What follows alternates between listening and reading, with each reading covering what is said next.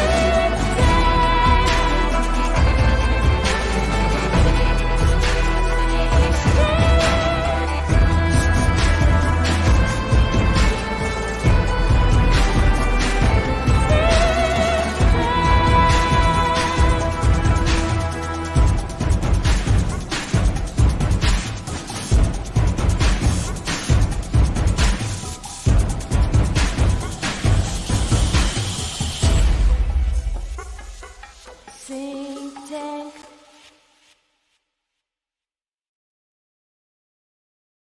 Right. So in Freeway, which is Reese Witherspoon's best movie, she's referred to as Pooh Bear, right, by her lover, right, which is exactly the same nickname that Reese Witherspoon has in Legally Blonde from her boyfriend, who is like this evil high school, like evil frat jock, Pooh Bear. Which is also the name of course, like the band character that in China is representative of the leader of China, Xi Jinping, but also Aleister Crowley, right? Because you think about the Beast and this whole and also Pooh Bear makes me think of Pooh Bah, which Grand is Pooh Bah. Exactly. Yeah, which is Pooh Bah's, but then you could go from Pooh Bah's and Fraggle Rock. I would go right back to the bear, Augustus Stanley Onslow in The Grateful Dead, and then even dig deeper until you got to the Roosevelt Bohemian Grove connection, right? Yeah, this kind of approach to taking like an old fairy tale and then applying it to modern times in a modern story where it's like embedded into it. It kind of is relatable to like Greek tragedy, the way that they would have a story and then they're taking from this mythology. Like for them, even at that time, it's still older, right? So they're like drawing upon all the symbolism and then encoding it into the way that this story plays out. So this is a story of Little Red Riding Hood. But even so, like the Pooh Bear thing, like it kind of recalls maybe the three bears, Goldilocks, so she's kind of like maybe Little Red Riding Hood, Goldilocks or something. Well, there's definitely like the archetypical in Freeway, right? In the movie Freeway, she ends up going and like as any Little Red Riding Hood story ends up filling the wolf full of lead. I'm sorry, of rocks, buckshot, whatever it is. You know what I'm saying?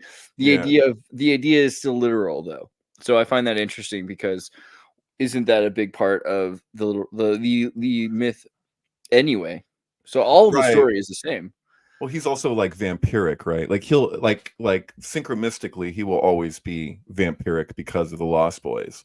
And then in certain films, they play on it further than others. Like I'll tell you that Melancholia big time does that with all the characters having ties to vampire movies. Practically every character at a table at one point was in some vampire movie at one point or another, or a vampire show.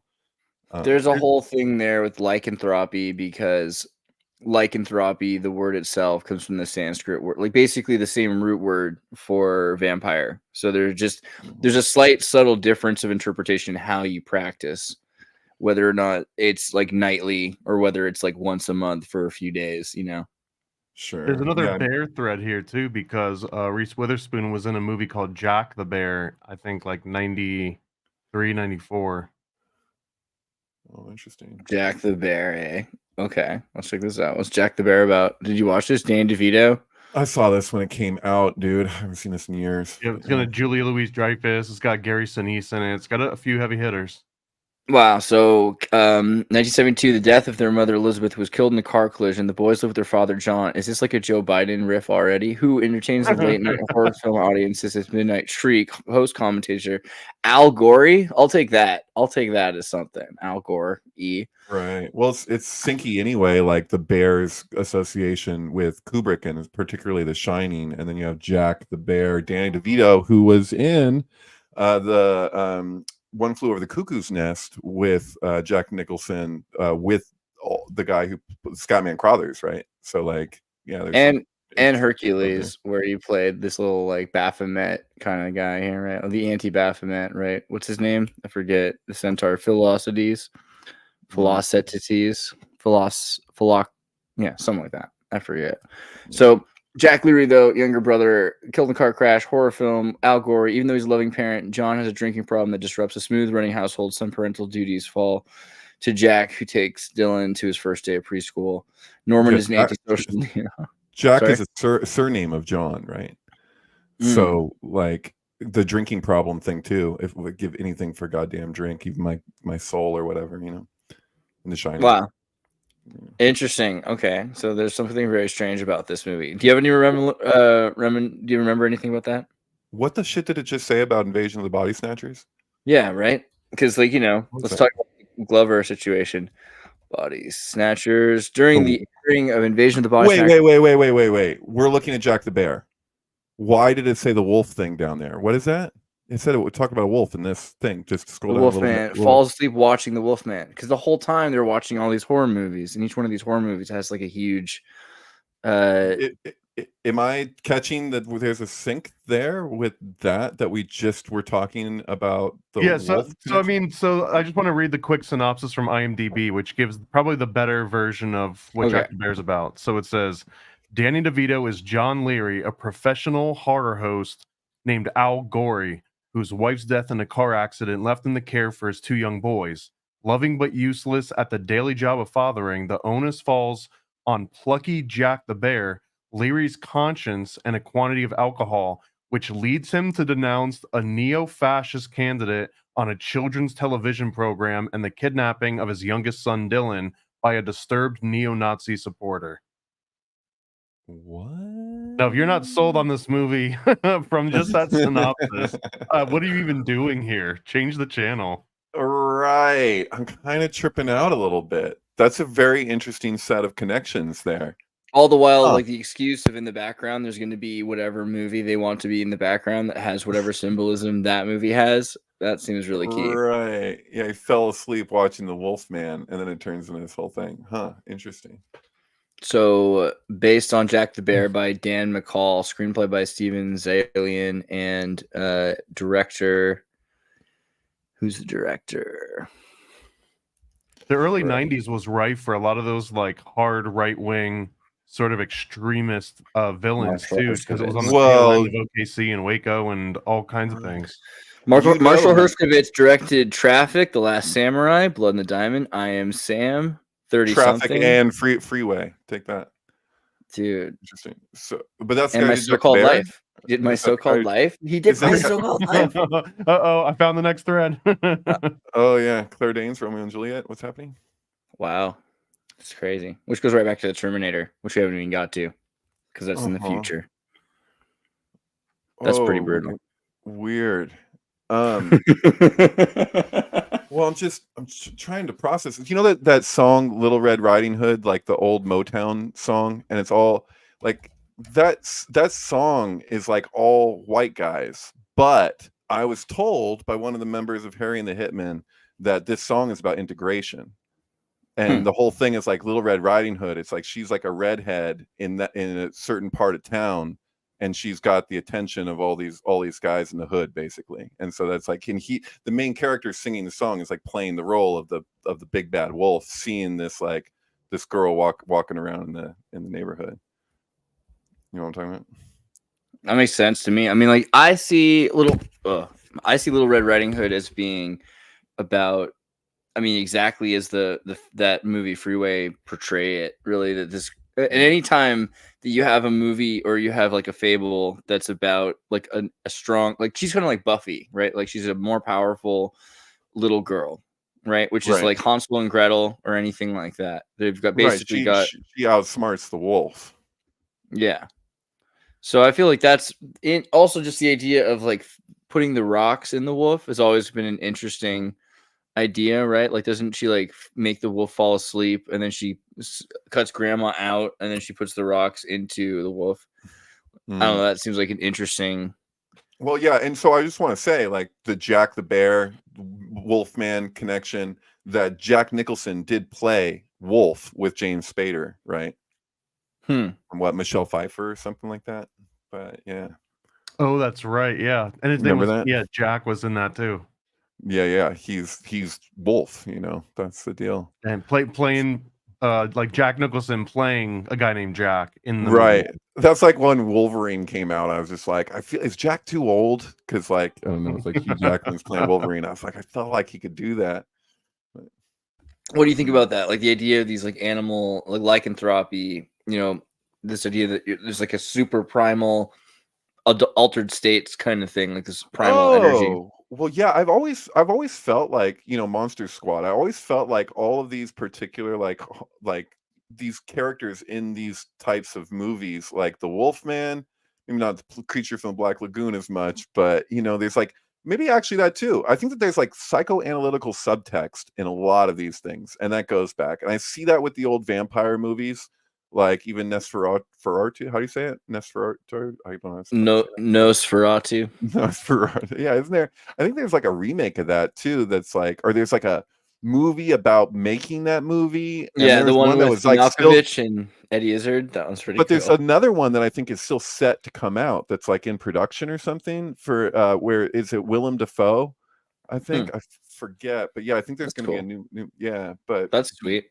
Yeah, I like the movie. Is it like a filming with a vampire or an interview with an evening with a vampire? What's the one? It's Interview with a Vampire is there's the Shadow of a Vampire is the one, and so it's got Malkovich is a filmmaker who's decided to go film Nosferatu. Yeah, this is it with Willem Dafoe. Right. So this is the thing, is that like it exists. This is years ago. Yeah. Dude, my feeling with this title is like even the Shadow of the Vampire thing is like, because first of all, what that implies that the vampire can't go in sunlight. So, but it's got the shadow. It's an interesting title, but like the Jungian thing, you know what I mean? Like this is like what is Full Metal Jacket is all about repression and sublimation, and it's a whole psychoanalytic movie, same as The Shining, same as Eyes Wide Shut, where you have this kind of this subtext built into it. But you'll notice when you watch Full Metal Jacket, you don't see the enemy until the end. You don't see the Viet Cong, and then it's a woman. The sniper is a woman, and there's like this kind of what's been described by others as like kind of a symbolic gangbang at the end, because they're sublimating sex with killing. So they like to kill is to get laid, and it's built into the whole thing. But you know, that's the whole point of them being in the darkness, is that it deals with the shadow. And they say it in the movie when they're like, we have seen the enemy and it is us. And like I think that's spoken to, if I remember, with this movie, The Shadow of the Vampire, which was like a HBO movie, or like a, what was the deal with that? Was that a legit with Shadow of the Vampire? Yeah. Shadow of the Vampire was like an indie production that Malkovich made. I think there were British and European, there's European money involved with it, you know, East Coast. It was like East Coast and British production, but they had they had some pretty interesting people involved with it. It was a good movie. I think it was 2002 or 2003 or something like that. Again, I just had it up a second ago. I should have looked. But it was basically year 2000. So it was basically the idea that they, you know, when they made Nosferatu, that they had to get a real vampire, which is a good idea. And also that it's shot on location, and they use like old equipment the whole time. So he has to like hand wind the camera. People have to wear white face paint and everything like that. Like the guy actually bites the other actor. You know, there's always like problems he has to like wrestle with. So it's kind of comedic, because like it'd be really hard to make a movie, because like people will say like, oh man, Nosferatu is such a good movie. They must have used a real vampire. That's like a thing Yeah. people have been saying since 1917. Yeah, well, you'll notice that in general with John Malkovich movies is like it can't avoid being a comedy on some level most of the time because he's just like he's got a comedic quality.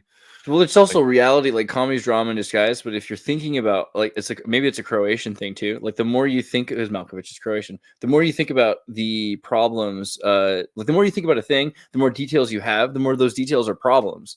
And so the more you think about all the problems there would be with having to film a movie with a real vampire, and how it would be like how you would have to mitigate that. And let's say you took care of those problems. Like, okay, cool. Let's say you did that. Then even more problems would unfold.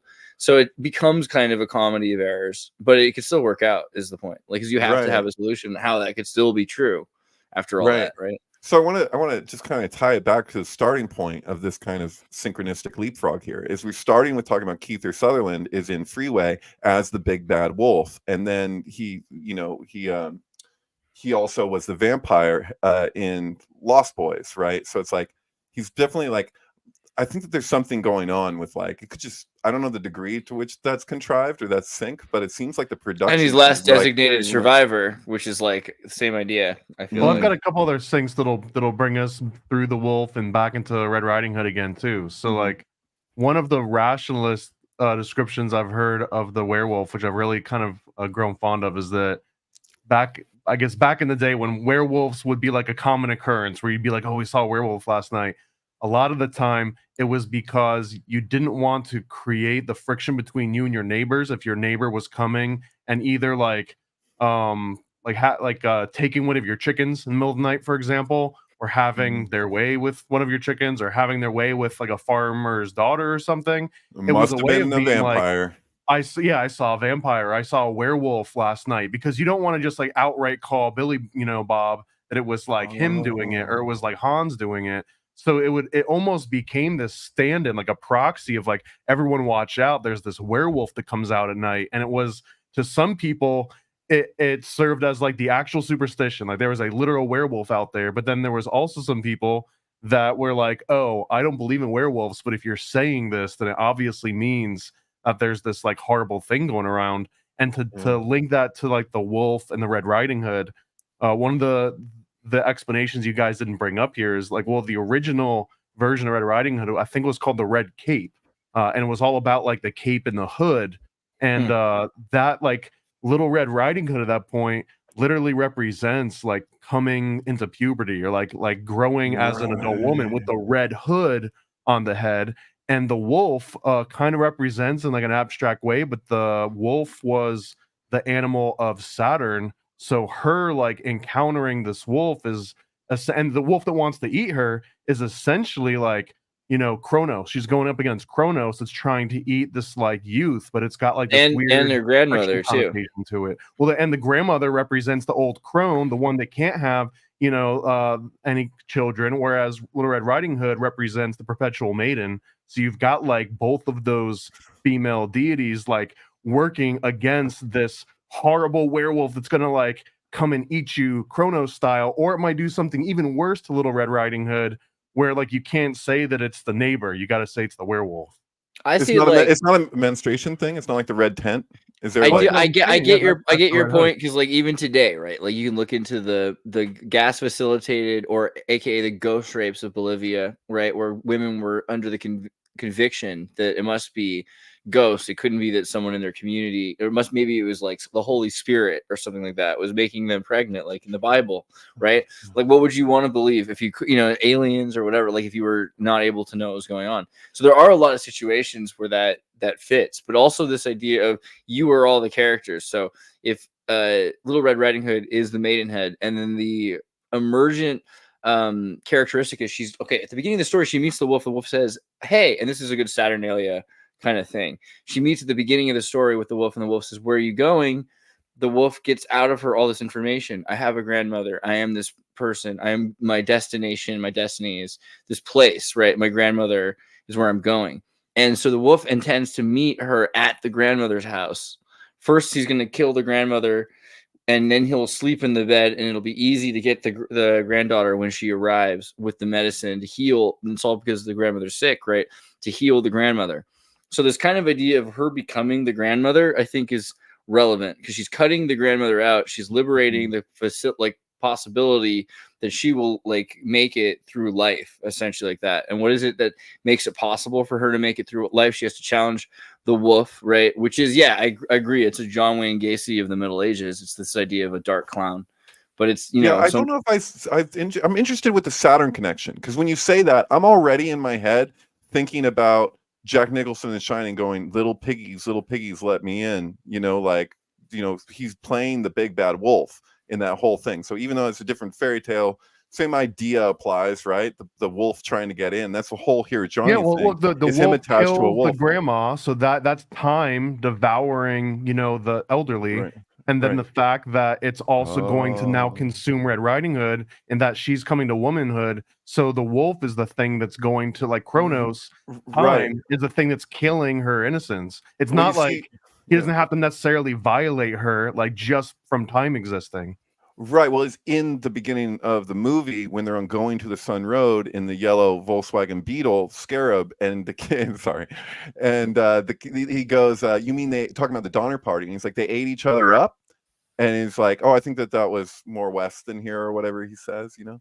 But they reference cannibalism at the beginning of The Shining, and then it goes on to this whole thing, and he's coming after Shelley Duvall. Shelley Duvall, what is she also known for beyond The Shining? Like, she's known for a lot of things, but she had that fairy tale show we've talked about. Right. Hi, I'm Shelley Duvall, which includes a retelling of Little Red Riding Hood.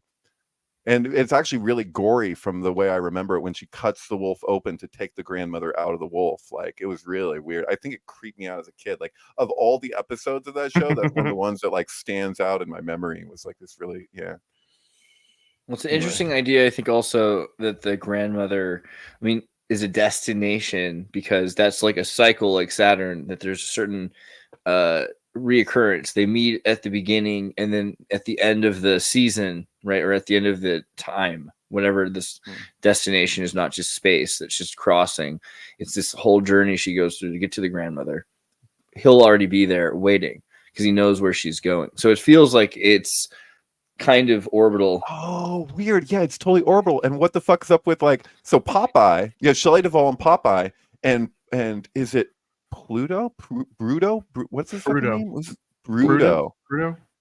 Bluto? Can't be, it's like a mix between Pluto and Brutus. I thought it was Bluto. Hold on. It's Bluto. Yeah. It's Pluto. Bluto. Yeah. But Oh, it is Brutus, though. All right. Yeah, Brutus. Okay. There you go. Because Brutus Thomas is an gets to honorable stay. man. Man, yeah. If I grew up on any cartoon, it was Popeye. Right. Yeah, I was really annoyed because recently someone tried to make like an AI like Will Smith Popeye. And the thing that bothered me is like the lack of respect for lore. And like I can handle they've destroyed Star Wars, but dude, don't destroy Popeye. Popeye needs to be understood. I mean, clearly he lost his eye. He's called Popeye for a reason. Like some crazy stuff happened. Right. But Popeye is one of the next things that becomes public domain. Yeah, I think it's that's like a good next thing. year or something. Yeah. Yeah, we're gonna be able to save Popeye, but like it's important. Like, let's all admit, like Popeye's name references the fact that he literally is only having one eye. He's got one eye, right? And most people seem to like miss that today. I don't understand. Yeah, there's pictures of him with two eyes. You're like, what are you doing, bro? He clearly was in a sailing accident. Like, look at his forearms. Dude, my rabbi will not like participate so much in synchromysticism as it applies to media stuff, you know, but for the most part, but he will go off about Popeye being a Kabbalistic allegory, like all these different parts about Popeye. I'm for listening. days. Yeah, so there's a lot. Well, first of all, just like right off the bat, you're like, I am that I am, and then you're like Ehie. So it's what Moses is told at the burning bush to go back and tell Pharaoh. And so like even here, like looking at like Bluto, you have he's Brutus. He's like the fucking the assassinator of Caesar, right? So like Brutus assassinated Caesar. So like there's symbols. I couldn't do it all justice. I'm just saying, like, it's, and the Popeye thing, that's part of it, because and like how that relates in the Arcana and all that, it's really far out. But Olive Oil too, like a lot of people might miss that about Olive Oil. Where does she get her name? She's a prostitute. So like olive oil, like it's the oil you're a prostitute, you're gonna use oil because you're not actually turned on. Of course, he's in love with somebody who's, you know, you know, that's it's like the typical sailor love story, right? yeah, it's also Don Quixote, right? Like there's kind of Mhm. there's a level to it of just like you're a chivalrous guy who puts faith in humanity far beyond humanity has like shown you. You're showing humanity. It's a kind of like honor before respect kind of Mhm. idea, right? Totally. Yeah, yeah, yeah. Popeye's cool, right? And like he's got, and like of course, like Brutus is a brute, but he's also you maybe he's abusive, he's a liar, he's like all, but he's also maybe cunning enough to exist in the savage world. So there's like kind of this dynamic there that isn't really clear all the time. Who, I mean, like, are you supposed to root for Popeye? You kind of are. Like, you know, he loves spinach. Like, he's kind of a hero. But Brutus is also kind of important. Like, he's a very powerful character who's relatable in a lot of ways as well. Like, he's not. I wouldn't quite say Brutus is the villain, as much as he's the antagonist to the protagonist. You know, which is interesting. Right. Well, she, you know, Olive Oil. That's like the whole thing. Is she actually like part of her is like into Brutus? She's like, oh, he's so, you know, burly and is gonna come in here and fucking grab her or whatever. And then Popeye's like, you know, he's strong, but Brutus is huge, you know. So it's like Popeye can take him on because Popeye's smarter and he eats his fucking spinach, and Brutus doesn't take care of himself, so he's almost like close to Blimpy or whatever his name is. I would gladly pay you Tuesday for a hamburger today. Wimpy, Wimpy, I think. yeah, Wimpy. Yeah, I'm sorry, it's been a while. But Yeah. Olive Oil too Wimpy. was the original antagonist to Popeye. So like she started in, there was like a bigger world called like the Thimble Funnies or something. That was like where this whole universe of characters of Bluto and Popeye and Swee'Pea and like all of them, like the dude with the hamburgers. But like her mom and dad were like crude oil and castor oil. It like drove this whole thing, and she was sort of like the rich girl that this like lazy dude was trying to leech off of, and she got obsessed with him and would like go like she went like boy crazy. And then when Popeye came along, she already had a man, and like the two of them would go at it like physically, like she actually threatened to punch him originally. So she was the very first antagonist to Popeye, and then over time they ditched the guy that was like mooching off of her, and then she becomes the love interest of the real Popeye. And so Brutus,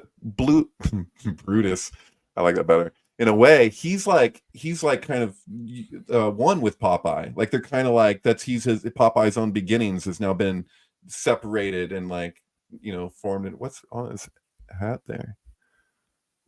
Oh, this is AI. Damn you and your AI. I was like, if it does say something, all the better. But I don't think it's I don't think it quite works. It's meant to look like Hebrew, but it's not. Oh, you can almost read it. I see a mem. I see a yud. I see a hey. Yo. There's a interesting symbolism too that I haven't figured out, but the mystery of Swee'Pea, because Swee'Pea isn't necessarily Olive Oil's kid, and they never explicitly really state that it's like an adopted kid, just that she happens to take care of this freaking baby. Oh shit! Is that tied to Solomon? The story with Solomon with the two prostitutes, or the one was it one prostitute? Were both women prostitutes? I think they were both prostitutes, but one was actually their kid, and the other one wanted it. And so he's gonna cut the baby in half, and then the one who's like, no, she can have the baby. That's the mother, you know. Yeah, I don't think so. Yeah, cut it in half. She's not the mother. I don't think it is clear who the father is, but it seems like it's her baby. But yeah, I don't know if it's actually clear. It could just be like the baby that's been showed up at the sea. Well, I think that there might be like a weird thread in here because, like I was saying, her original storyline was that she was the sugar mama to this like loser. I can't remember his name, but like that was the original suitor.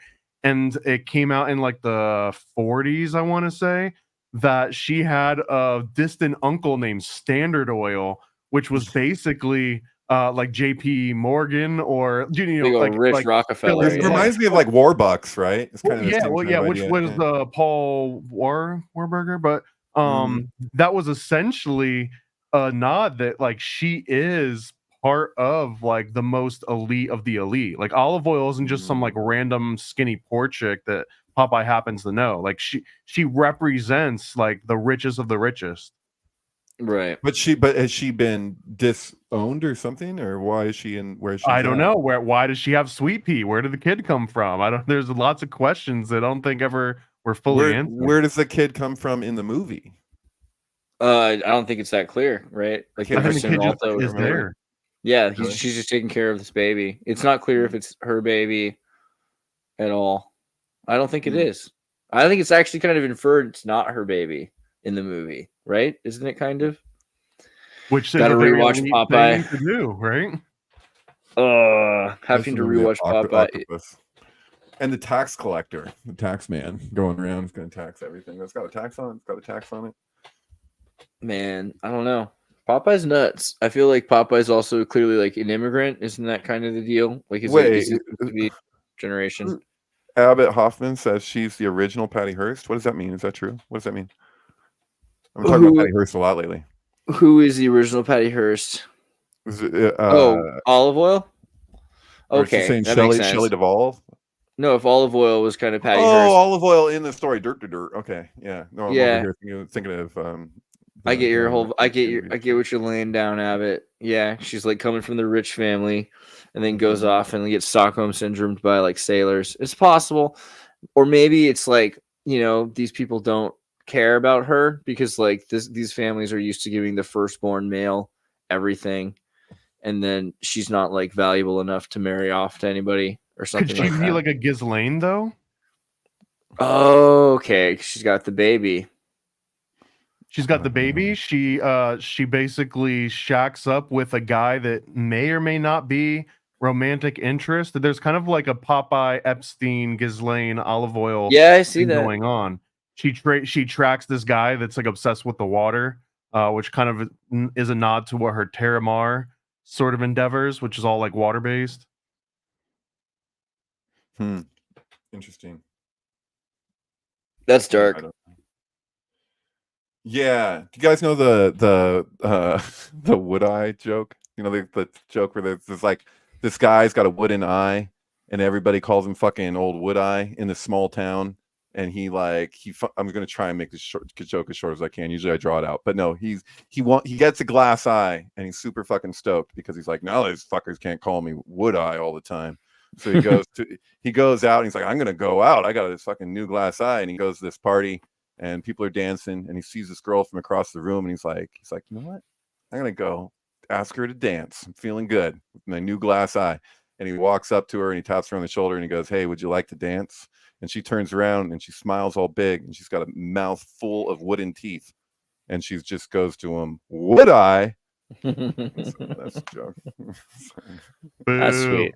That's like an old Jewish grandpa joke. That's better than a dad it's joke. not the same the way I just told it as It's I normally higher brow. would. But yeah. What do you get? All right, should we poly up? Just to throw out there too that I had to look it up. That Swee'Pea in the movie, it's indicated that gets like swapped in, so it's definitely not olive oil's kid.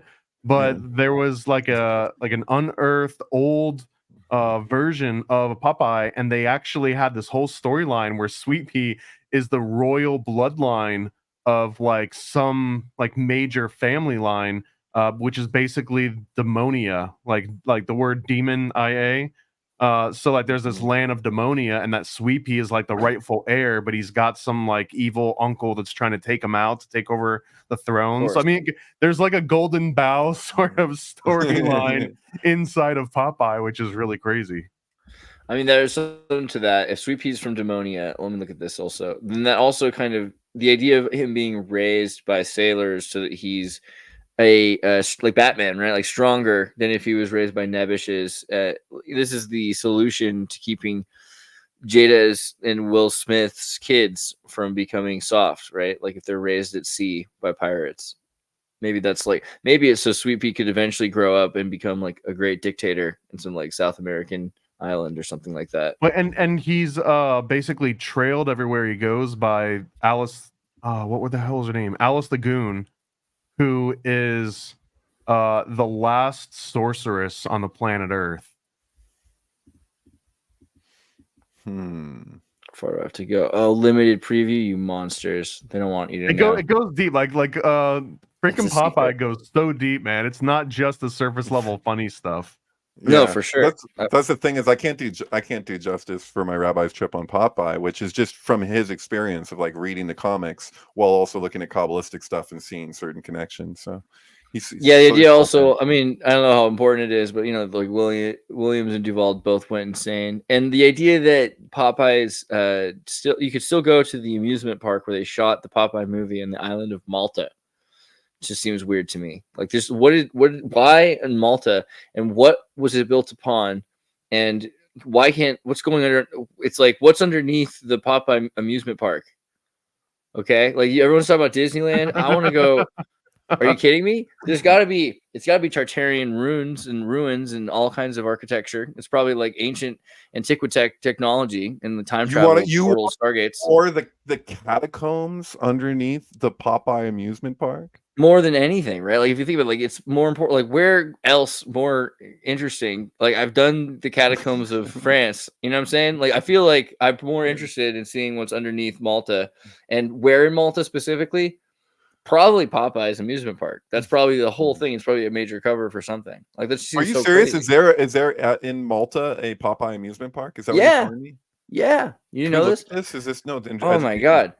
No, I don't know about this. Popeye amusement park Malta. Because what happened was they shot the movie in Malta and they made a little place called Sweet Haven Village, and now they call it. Now they call it Popeye Village, and it's open as a film set town that you can come see and hang out right there along the coast. I mean, people get married there. I mean, dude, as Popeye, people get married as Popeye in olive oil in Malta. I don't know what to say. There's something to that. Right?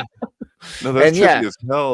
There's a vibe, bro. There's like a Lost Boys vibe to Malta. It takes one to know one. I'm just saying. So they built all these places for the Popeye film. Like they just built a fucking neighborhood. Basically. In front of these caves, dude. Look at these caves. Dude, who directed Popeye? I can't fucking remember. The Coke guy who's friends with Jack Nicholson. Popeye movie. I don't know. It was like there's a whole thing. He was like huge friends, and Robert Altman, right? Yeah, there you go, Robert Altman. Yeah. Jesus. The Coke guy. And Popeye was based on a real person too. It was like a Polish sailor. Okay, I was wondering if he's Polish or Icelandic or something. Yeah. Like God, Frank Rocky Feigl was the name of the actual dude that Popeye was based on. He looks freaking identical to him. Frank Rocky Feigl. That sounds kind of Jewish. Feigl. What do you think? Maybe. Could be. I was thinking Scandinavian at first, but he's Polish.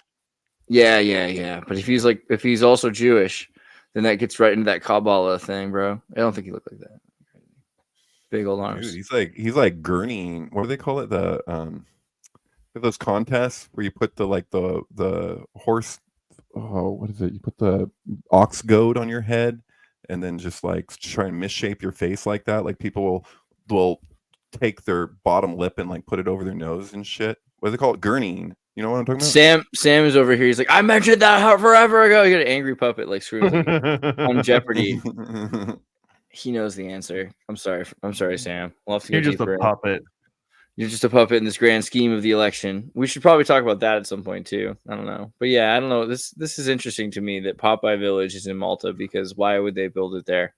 I don't know. And then that seems like they had such a fun time making the movie Popeye that they didn't even care if anyone liked it. That's also kind of clear. Like a lot of those movies, they're just like, let's just live in the moment and believe we're Popeye, you know? And that I mean, his other movies kind of feel like that too, like The Player with Tim Robbins and MASH. You know, it just looks like these movies were just fun for him to make. Like he was just having a good time, you know.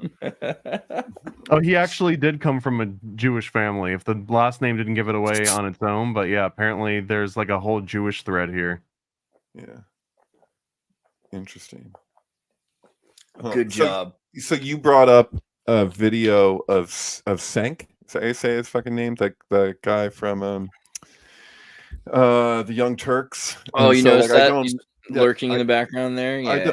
I don't normally agree with this guy. As I said in the I don't care who I offend when I tell you all this. But he's fucking spot on with this one, and he's reacting to it. But he was just like, "What the hell?" It's like basically, you know, Trump was at Camp David. I don't know where he's at this moment, but it's like after the debate, there's this whole thing where it's like they're literally like the reports came in that he's not taking advice or, you know, anything from anybody except from Jill and Hunter. So like apparently Hunter Biden is like at Camp David, like being the primary and perhaps only consultant besides Jill for how he should proceed.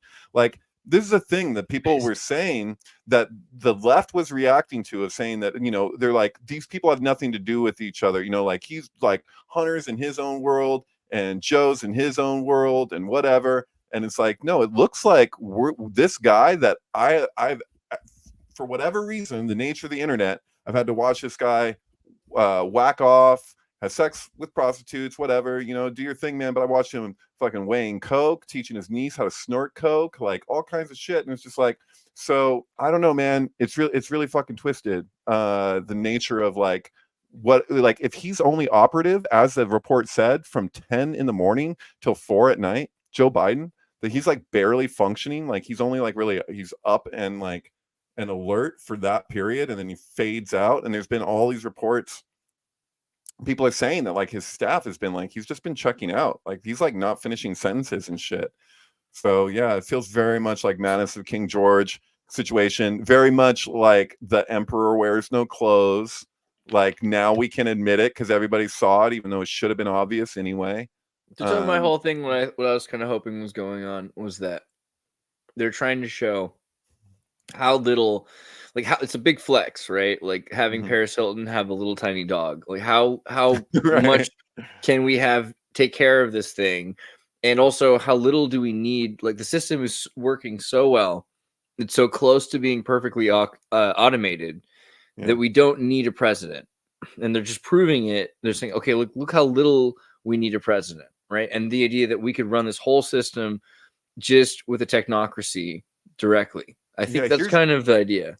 Here's maybe an unpopular idea. Looking at the immunity issue and people saying, oh my God, the president, and they're treating it with Trump because this is about Trump, right? But how does this decision from Scottus, how does this not apply to fucking all presidents, even past? So if you're talking about 9/11 or like any of COVID response and all this kind of stuff, if you're saying that they're not responsible for official acts, like you can't, they're immune from that. Like, I'm like, this is not just about Trump. This is about fucking Bush, Obama, the drone president, all these, all of this shit. And so I'm just like, and for anyone coming in. So I'm like, and including Biden. Biden is like immune to being responsible for official acts all of a sudden. What is he, king? Like, I don't know how else to interpret that. That's exactly, so that's something I did want to bring up also. You saw the HuffPost article that was on the idea that basically that says that Trump could be, that Biden has the power to do anything, including not limiting to the power to remove former President Trump, like to execute him or assassinate him, like without repudiation, right? That was I don't know, it's hard to even say because it's just like, that's a crazy thing to postulate, but that is kind of what the overarching power says. If you're saying that we're going to, I mean, it's a good thing to an extent, but it's being done in such a powerful way that the way it's being done is outweighs everything. Hold on, let me see if I can pull. I'm trying to find the article here. HuffPost: Supreme Court gives Joe Biden the legal okay to assassinate Donald Trump. Right. This is the HuffPost article. Something is wrong when dissenting justice warns the majority may have just legalized murder by one individual, says legal expert Norm Eisen. I mean, I would like to hear this out a little bit though. Like, imagine the dynamic if that when the incoming president could very realistically have the previous president assassinated, it almost seems like it would then enforce some kind of like a peaceful transition of power and for people to stay on good terms. Like, you wouldn't really be able to have the absolute like pendulum swinging from one extreme to the other. The cost of those good terms are probably, like obvious, right? Like that you don't have anyone of any opposition ever. And this is not even a hypothetical. This is something you can look at in many countries around the world today that's happening. And it's been going on for generations in the East. I don't know if we should even maybe we just need to start it now so that we can get used to it and like get good at it. Because of course it's going to be sloppy like the first few times. I think in this circumstance, the wind could assassinate Biden. So I don't really like. I mean, so yeah, sure. We do have to stop the wind. I feel like that's a problem. We should keep the wind down. But no, it's the wind can be strong sometimes. But I think the idea of capitis diminutio maxima isn't like a new idea. It's something that we talked about with Dick Cheney, and that was like a right. I was just thinking of it. Yeah. When Thomas, you were talking a second ago, I was like, fucking Dick Cheney, because Dick Cheney should have been absolutely. I think most people, even right and left, would agree that Dick Cheney should have been tried for war crimes. Maybe I'm wrong about that, but that's I thought you were gonna say should have been sense president. I was like, I was waiting. No, for he was fucking president, dude. Fucking George Bush was just like he just did the program. What do I'm gonna give you a little comment here, take my position, but it was like, meanwhile, it's like, dude, like Dick Cheney was the one who was busy. He's a busybody, he's just fucking doing shit behind the scenes like crazy. At the very least, they should have him go in like a dunk tank or something. And like if someone throws a baseball, he drops in the cold water. It's everything, and it's so extensive. It's Guantanamo Bay, and same thing goes for Donald Rumsfeld. These people lied to us about weapons of mass destruction with no real proof, and this reoccurring issue when we make these major decisions to like go like to war and like do all this stuff. And then you're like, the basis for it was like so questionable to begin with. Like that's like, and they'll always tell you that this is special. This is an emergency. This is novel.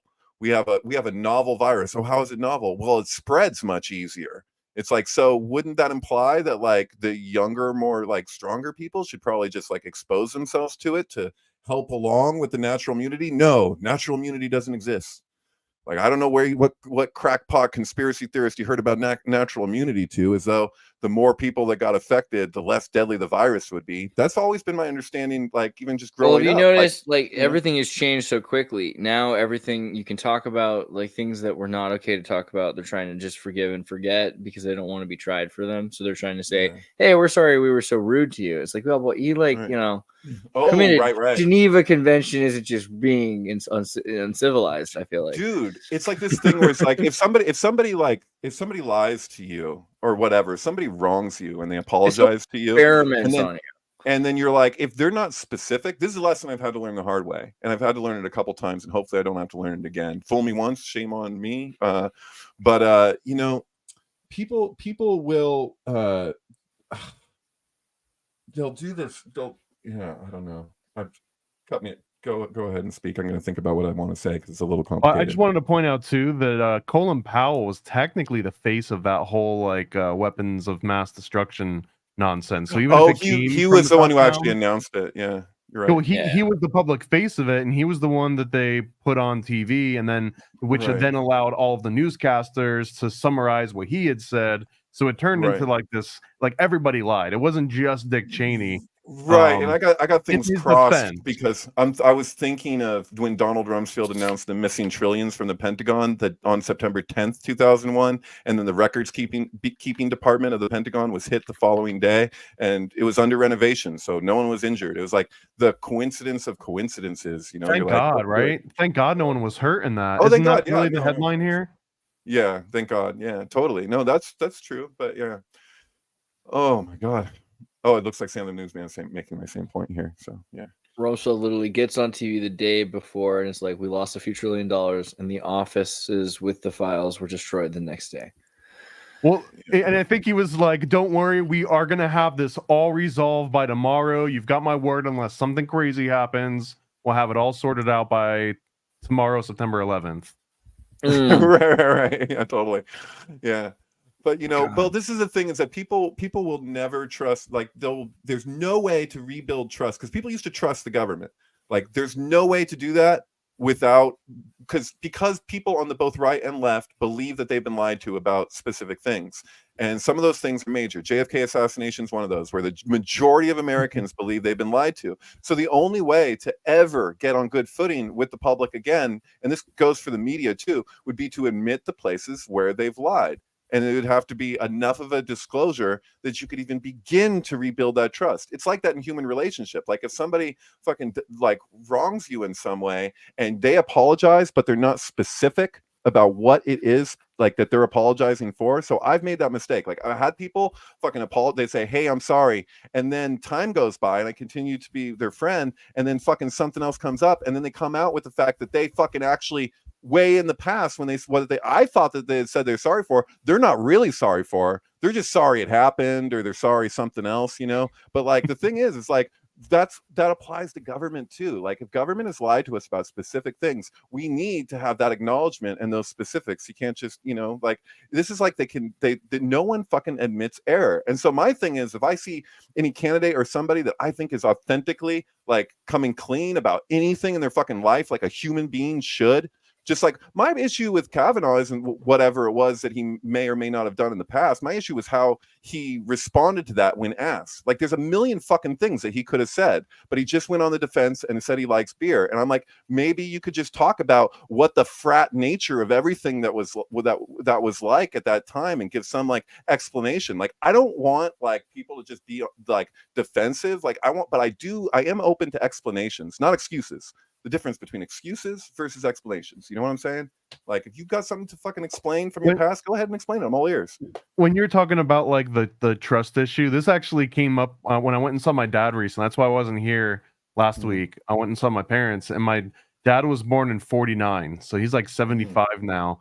And he went on this, the old man rant after like a few beers or more than a few, but he kind of said that when he was growing up, 50s and 60s at least, especially the 50s, that like people knew that the news was kind of like everyone knew that the news was a little bit lying and the government was a little bit lying, but it was all like everyone shared the exact same lie, and whatever was being put on the 3 or 4 news stations, like everyone bought into it.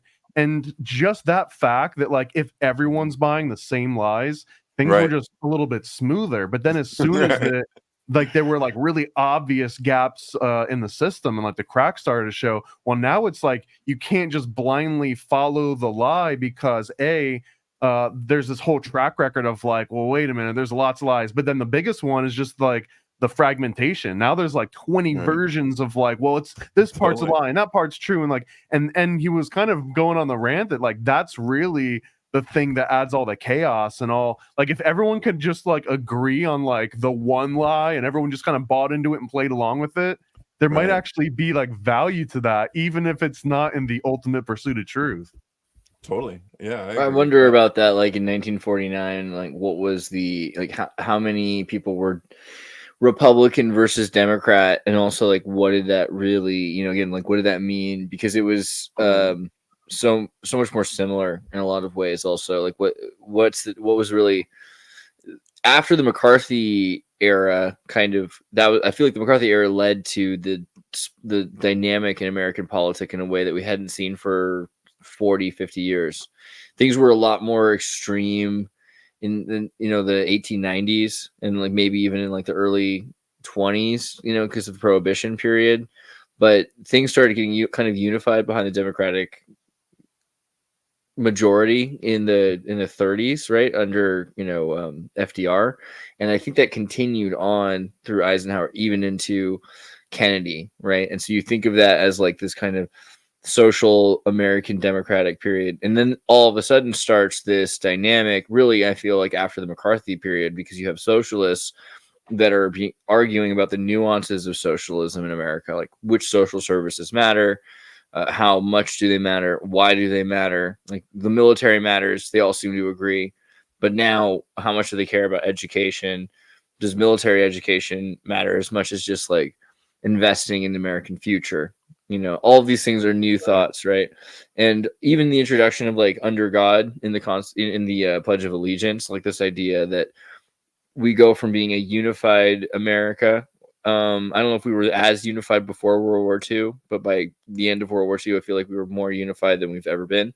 And then during the McCarthy period, you start to see on television arguments between the left and the right for the first time. It was like illegal. It was illegal to do that. In the 20s, you'd have, there were marches. There were marches in the 40s of socialists and stuff, communists, but they were arrested and they weren't really like shown on TV. They were, except for that they were shown that they were being put on trial, like Starship Trooper. Right? It used to be a bigger deal when a politician would lie and it was really obvious to like most people, and like it was very rare for a politician to get caught. No, I feel like it was okay to lie again because like my dad's from 49 too. Like after World War II, there's a knowledge of course they can't say everything. right? Because Well, like of course they can't say everything, but a bold-faced lie to the public is what people have had reactions to, and that's why, 4 times the amount that went into investigating 9/11 went into investigating Bill Clinton's blowjob.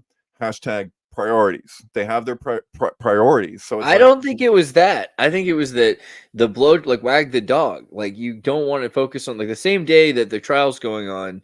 There was the most watched thing in American history at that time. sure. Is the same day as like they bombed Kosovo, and the United States dropped more bombs in Kosovo than they did the rest of the war combined. Right, Oh, like all sure. in unanimous places. So the idea of No, don't get me distraction, wrong. I feel like It was a thing to because they couldn't call them out on the things that they should have called them out on because they'd be calling themselves out. It was almost like the flip side of, in a way, of what happened with Trump. Like, you can't hold somebody accountable for something that you're fucking doing yourself, and all these people around you are doing themselves, and you want to protect them. So you have to be so specific with what charges you're going to drop on them. And so I need to really reanalyze like everything about the 90s, including the Clinton scandal, because the Clinton scandal to me, even as a kid, I was like, what's the big deal? Okay, so he had sex. Wait, but that's not against the law, right? That's like in the 10 Commandments, but it's not in the laws. Okay, so then what's the problem here? Even as a kid, I'm wondering, like, what are we distracting from? And also knowing that there are people dying in Kosovo, I'm wondering, like, okay, could it be anything else? Then they don't want people to know what's really going on. Even Clinton's like, what's the big deal? Like, I mean, he does this big show. I don't feel like he was worried about it. Right. I don't know, maybe I guess something. The point of where I was going with that was just that sheer fact of the public witnessing a guy on under oath in that case saying, I did not have sexual relations with that woman. We're like, oh, okay, he's made this claim, and then it turns out to be bullshit, and they can prove that it's bullshit, and it wasn't about what. But it's legal. It's legal to do that. If you can assassinate anybody, then you can lie under oath, right? It's capitis diminutio maxima. Well, that's the thing, is that we as a society in America did not have the same relationship to the government lying to us that we do now. I just watched a debate where fucking both candidates fucking lied their asses off over and over and over and over again. Like, I think Biden actually had a couple more legit lies in there than Trump did, but they both fucking did that. Like, I watched that. I was like, come on, you guys saw that. I mean, come on, we know that, right? Yeah, I just feel like I don't know, maybe I come from a different world, but the idea of politicians telling the truth just seems like not feasible, not like it's antithetical to the position, the occupation. And it's another reason why Trump had this meme of QAnon behind it, because people said, well, of course he said that because he has to mean all this, because that's more logical than a politician's going to start telling you things and it's going to be true. Yeah, right? I feel like a politician weird. telling the truth is almost like the opposite of what I want in a politician. The same way that the board of a company can't really act ethically because that would be against their investors' best interest, which would really be to turn a profit. And it's almost like you could be held liable, like legally, if you're doing things for the right reasons and not things for the real profitable reasons. Same thing that goes to a president. Like I need the guy that's the killer in there. You know what I mean? What do you care about more? Somebody that will tell the truth, or somebody that will keep a secret? Keep an oath. And I think that's the oath thing is kind of confusing because you're supposed to tell the truth in that particular position, but fundamentally his job is to keep secrets, to keep the United States safe at the cost of lying, right? You have to keep certain things secret, but especially when enough time goes by and people, I don't see any hope for the divide in this fucking country until fucking the government in certain places fucking comes clean about things that almost everybody knows are a fucking lie. Like, can you just own up? Like, like, I don't see progress ever being possible without that. So we know what they do is they know they're not real. They normalize data. So what happens is, in a generation, like for instance, right now, if you watch any kids show that says TVY7 or something like that, for shows for kids under 10 years old, they're all presupposing that the moon landing was faked, right? Like every single one of those shows, I've not found a single one of them that's even giving the like nuanced idea that it's possible. They're always like, yeah, everything's fake, like the moon landing, or like this is where we shot the moon landing, or there's like people are in a movie studio and they see the moon landing set, and it'll be like Steven's Universe or these shows for 7-year-olds again. So those kids are going to grow up very quickly, right? It's not going to take more than an election or two for them to start being amongst us. And there's going to be an entire generation that'll be ready to accept that a lot of the things that they were told in the 60s were a lie.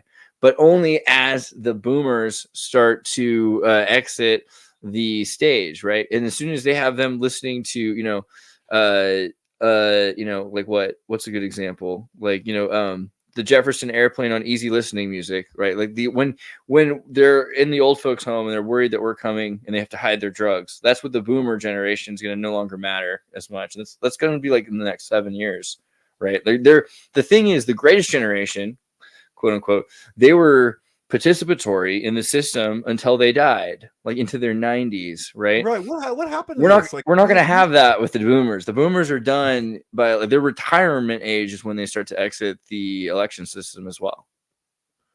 65. Yeah.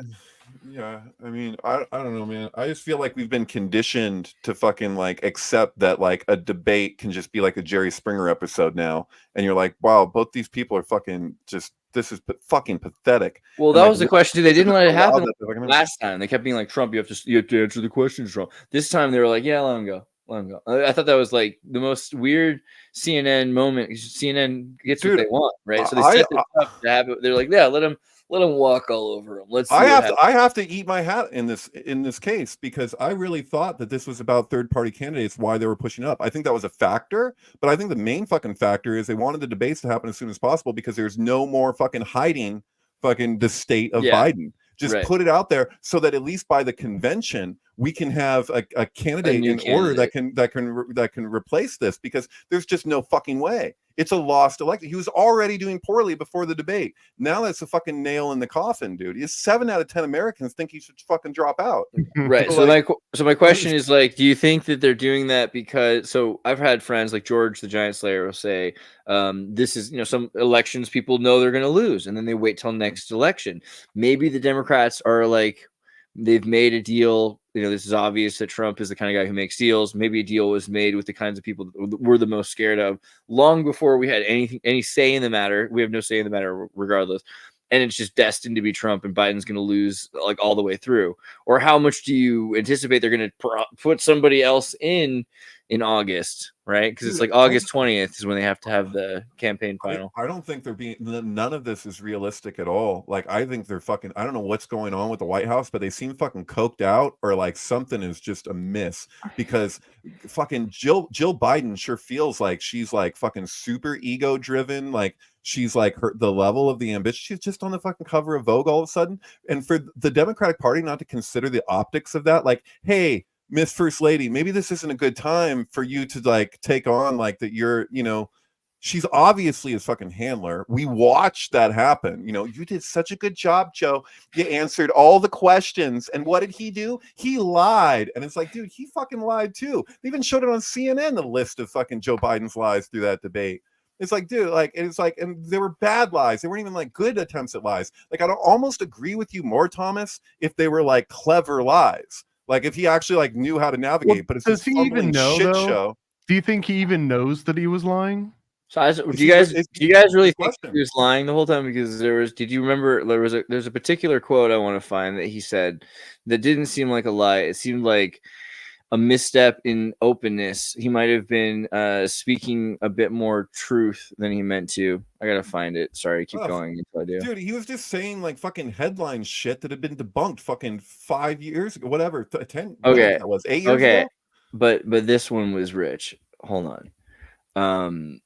Biden, he went to the funeral. The idea that she was murdered by an immigrant, but here's the deal. A lot of young women are being raped by their in-laws, by their spouses, by their brothers and their sisters. It's just ridiculous. Yeah. Whom do you know of? Whom do you know of who this story actually, there's someone I can think of who this story actually fits pretty well. Like the only person that I can think of that this story fits well with is named Hunter. Right. I was gonna say, yeah, it's like, literally the Hunter story. The call is coming from inside the house. Right. And so there's all these factors. Like, it's like the laptop thing that they spun around that the media for days saying that that's fucking Russian disinfo propaganda, whatever the fuck. And like, I'm like, dude, I watched a lot of footage that some of it I really wish that I hadn't, but I think it's still good at the same time to be like aware of like the people that we're fucking talking about. Like, and business deals, like Biden denied having any connection whatsoever with Hunter's business deals, and it turns out that it's fucking like on record, well documented apparently, that he was like on calls with him with these people that he was doing major fucking business with in Ukraine. Like, how this shit, like, bizarre. How do you see through those glasses and you're able to read things on your screen and stuff? It doesn't interfere with your eyesight? Yeah, no, my eyesight is like supernatural. How is that? You're looking, but you're seeing the glowing shit, right? Hey! Oh, Wait, Hey. wait, hey! Hey! Those shades. Oh, wait, the shades. Where they? Oh, there they are. There they are. No, wait, I want to see the shades. I want to see the shades.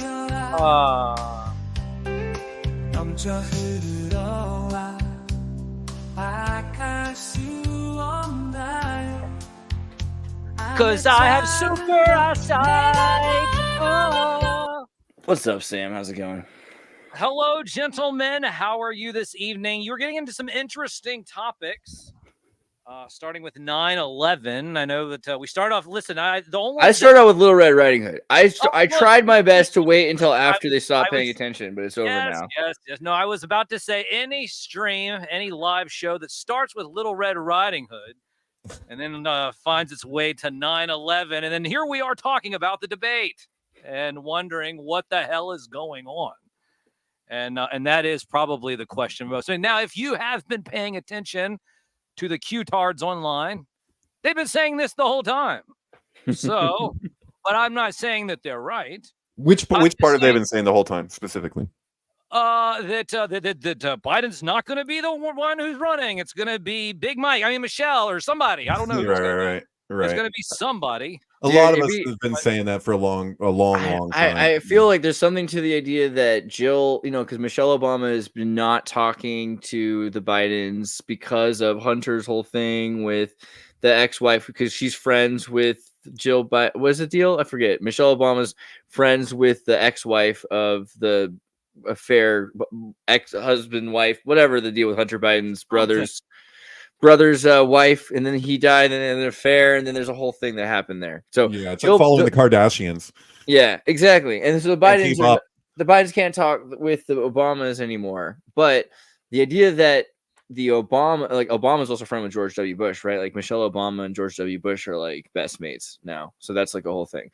So the idea that like there's a shift around there and that there could be maneuvering Michelle Obama in, that just seems like, I mean, I just can't see Michelle Obama wanting to be in the public limelight, considering she said she didn't want to in the past. When she's been asked, she said that it's not even a possibility. So but that doesn't mean that it couldn't happen.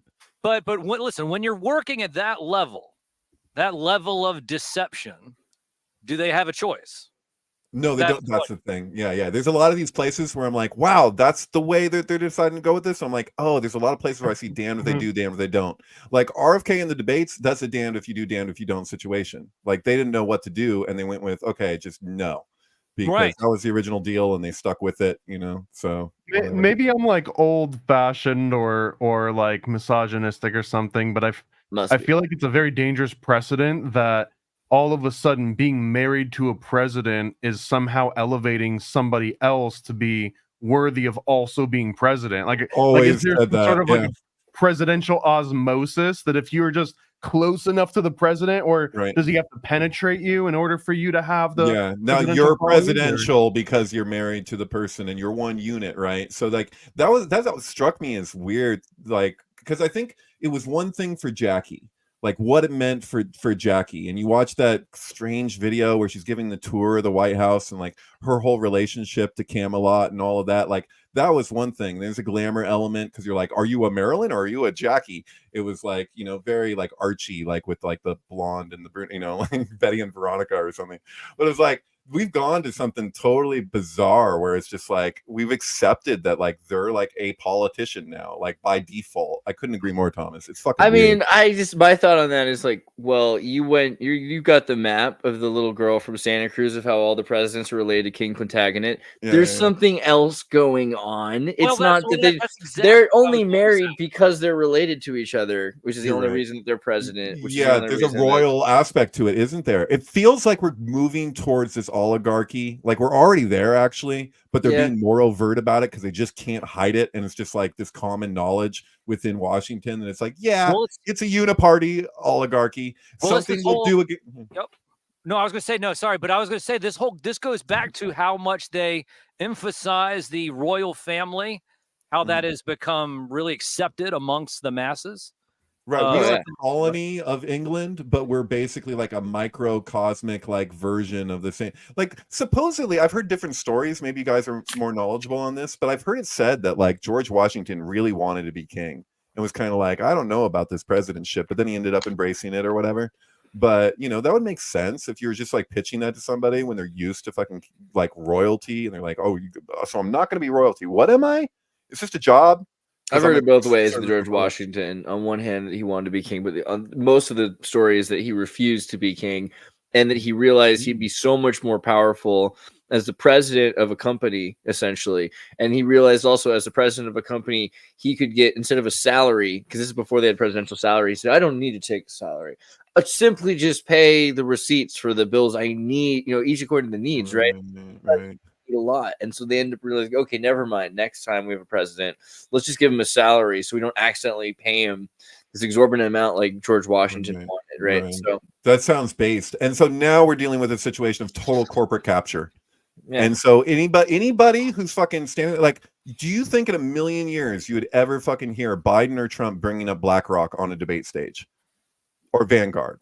Like, not yet. They can't because the people who are giving them the fucking platform to begin with are completely tied in with that, like directly, and they themselves are. And so, like, you know, I can see it. The way I saw it instantly was like one of them is talking about how much they're going to bail out BlackRock or something like that in a bailout situation. Like, I would argue that is the only reason why they had to keep RFK out of the debate. I think it's one of the biggest for sure. I feel like a lot of people. I can start listing the reasons. There's a lot. I think we should talk instead about the reason people like him, because most of what I heard yesterday was how much people don't like, why they don't like him. They don't like his voice. They don't like that he had a vaccine invite only party. His wife required people to be vaccinated to go to the party. There's a lot of lack of trust in all politicians, right? So I just want to say you'll never hear me complain about RFK Jr.'s voice again after listening to Biden for 2.5 hours during that debate. So I apologize. I take it all back. I'd rather listen to RFK Jr. do all my audiobooks from now on. Forgive me. I do not know what I have done. I'm now ashamed. That reminds me, just the fucking strained voice of fucking like the spirit of like this American, like there's like the Constitution, whatever the Constitution exists as right now, like RFK's voice feels like the strain of just that trying to like exist through the cracks of fucking corruption. It's the last bastion of cursive writing in vocal form. That's it. Yeah. I mean, I believe that like anthropologically, like we have like a anthropology that exists now that like goes way the fuck back, and like the health of the king being tied to the health of the kingdom. This is something I believe is like a real phenomenon. Like we see like externalized in our politics something about our own psyche, like as a group. And so it's like for Biden, what Biden is, and like the emperor, that's naked fucking emperor that no one can fucking admit to, like it just feels like, yeah, that's where we're at. This makes sense, you know? And maybe Trump is the president we fucking deserve. But like, I don't want to vote out of not just vote, but I don't want to do things out of fear. Like all these people that I fucking listen to all the time, it's like always fear-based, dude. I'm like, I have like some hope about something, you know. It's just like, I don't know, man. I want to be afraid. That's what I'm saying. Like I saw this, I was like, dude, that'd be sweet. Like I know it's not realistic because we're just not that trans progressive of a country yet. But the idea of 50% blue, I mean, I could see it. I could see that they could get a lot of workhorse around this idea of somebody who's, you know, younger, at very least. I think the younger thing might be a thing. I've got some fear for you though. If we take king kill ritual as being accurate. Let's say that it really does exist for the exact reason where it's, the health of the kingdom depends on the health of the ruler. So what happens if you get the oldest and most senile president in history reelected? So he's at the height, running the country, and then he gets taken out. Isn't that sort of like locking in? Isn't that like waiting for your Bitcoin to drop to zero and then selling it and like locking in that horrible price? Like that, to me, that would kind of be like the scariest thing to happen, is that we have the worst president of all time in the worst mental state of all time, and then he goes out, because that kind of locks in that. No, that's again with my first point. And I feel like the government is learning to automate itself. At AI, we're told about things are predicted, programmed, and made in the public consciousness acceptable. So we're all accepting the idea that AI is going to take our job, and the idea that it'll take the job of the president and a lot of the jobs of governance, right, which are more important. Eventually you'll see he can sleep so long because the government's running itself. That's the point. I really think it is that they're saying, hey, we don't need to worry about it. We could have a poodle, or we could have a chihuahua, and the next one is going to be. Isn't that a Philip K. Dick book? It just sounds like a Philip K. Dick book. It ought to be. Where there's a candidate and there's only one candidate. Well, and you're like, who are you the vote electric for? sheep jumping over electric fences when you count them, like that's the thing. Like it's probably that we're built into a containment system, and our society is becoming this prison state.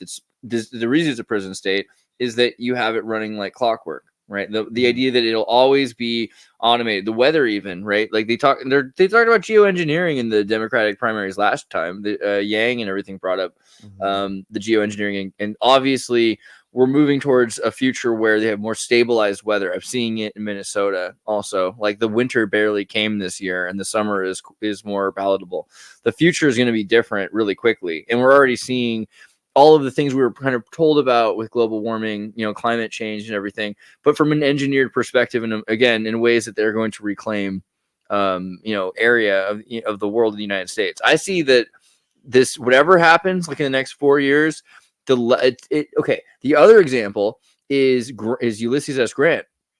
Because when Ulysses S. Grant ran the presidency after the Civil War, he was drunk and out of it the whole time. And it was a Congress run under the vice president, right?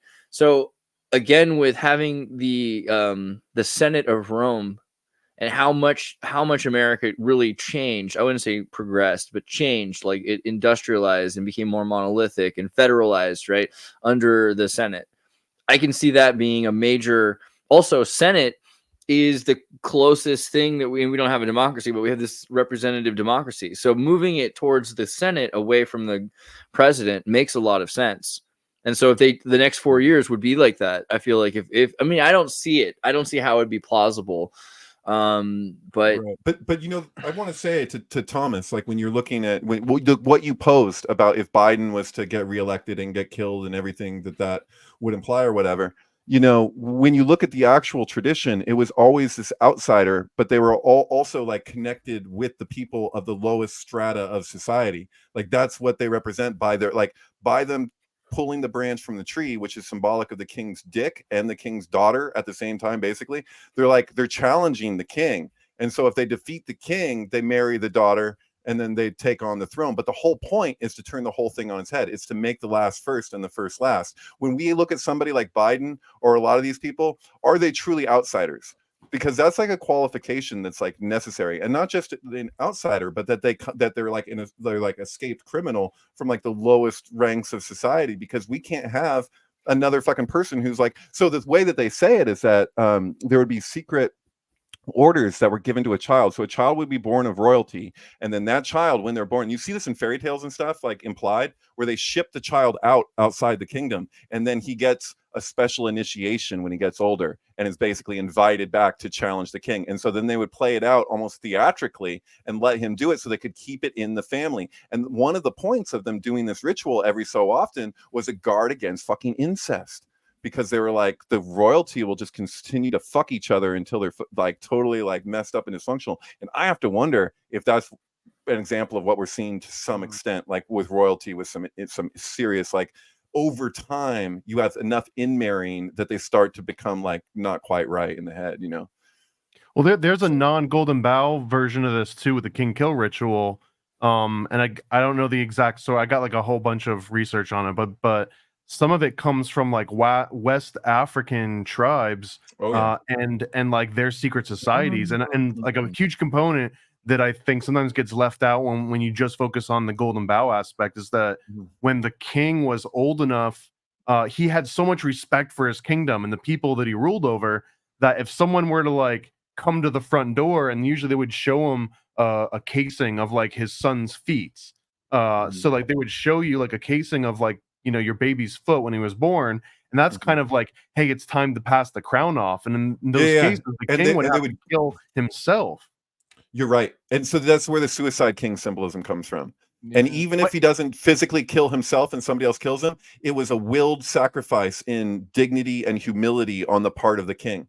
So he's not like, oh shit, this guy, like he's facing that. And sometimes it would just be done like he puts his head down and they fucking chop it off, you know, like this is in front of everybody. Could Biden have actually showing up the debates been his version of like seppuku?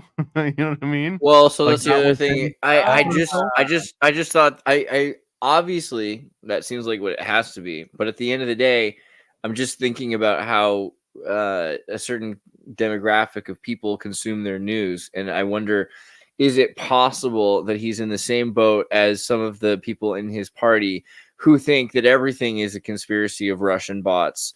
And so he's reading the reviews saying, oh, wow, they're even getting into these reviews and making it look like there's thousands of people who disliked me in my own party. And obviously that's not true. Man, fake news is crazy, right? Because he just believes that everything is fake news. I mean, they kind of convinced themselves that they're altruistic and true, and that everyone around them is, you know, against them. There's just an evil group of. Well, go ahead. Oh, no, I was just going to say that, you know, inbreeding is a known problem in European royalty. This isn't me being speculative or accusatory necessarily. No, yeah, obviously. Provable and known. Yeah. Just putting that out there. Pretty clear. Yeah. I don't know. I mean, the other thing, though, is you look at a lot of the royals and how they kind of efforted to have new genes in the last generation. Like they try to go really far and flung, or find someone who has the royal line, but it's been like, for instance, Princess Diana is royal, but she's really from the Spencers, who were the Scottish house and were important for, you know, her family were important in the, you know, Scotland Yard and all these things to the side. So that way it's a bit healthier, I think. Dude, this is the thing, is that even like Princess Diana and like all these people who were like really like the people's person, like that they really like there was a connection to it to a degree. It's relative, but just as far as royalty goes, she was one of the people that was like closer to like fulfilling that archetype. And of course she's gonna die. This is why when you look at Bohemian Grove and they're like midsummer sets us free and they burn the effigy, I think they're burning the challenger of the king and celebrating it symbolically. Like that's what it looks like to me. I don't know, I don't fucking know, but okay, so you see so many examples of this. It's crazy. It's like the roles switch, right? Okay, so the elephant in the room is Kate still alive or what? Good question. Good question. So like those, like they sent out another video and she's still wearing the striped shirt. Like I haven't been looking into it enough, but it's like, what, does this woman have anything else in her closet? What are they doing? They just want us to associate her with this shirt or something? It's fucking weird. That's the other question. It is really bizarre. The horizontal stripes. Absolutely bizarre. I don't know if she's dead, but like the lack of information, the idea that she has cancer and that she's like hiding from the public limelight. Even if she just doesn't want to pretend anymore publicly, then there's something, like, there's obviously something going on, right? There's a there. Yeah. Yeah, it's super sus. I agree with that. I don't know though. I'd have to speculate. I can't really. I think there's definitely smoke, and we all know where there's smoke. There might be a little amber there. It might not be a big, and who's not? I'm not saying it's but even with Diana, the lake at Nemi that translates as Diana's mirror. So like in the Golden Bough ritual, according to the original work, like that tree was right by the sacred lake, and the lake is translates as Diana's mirror.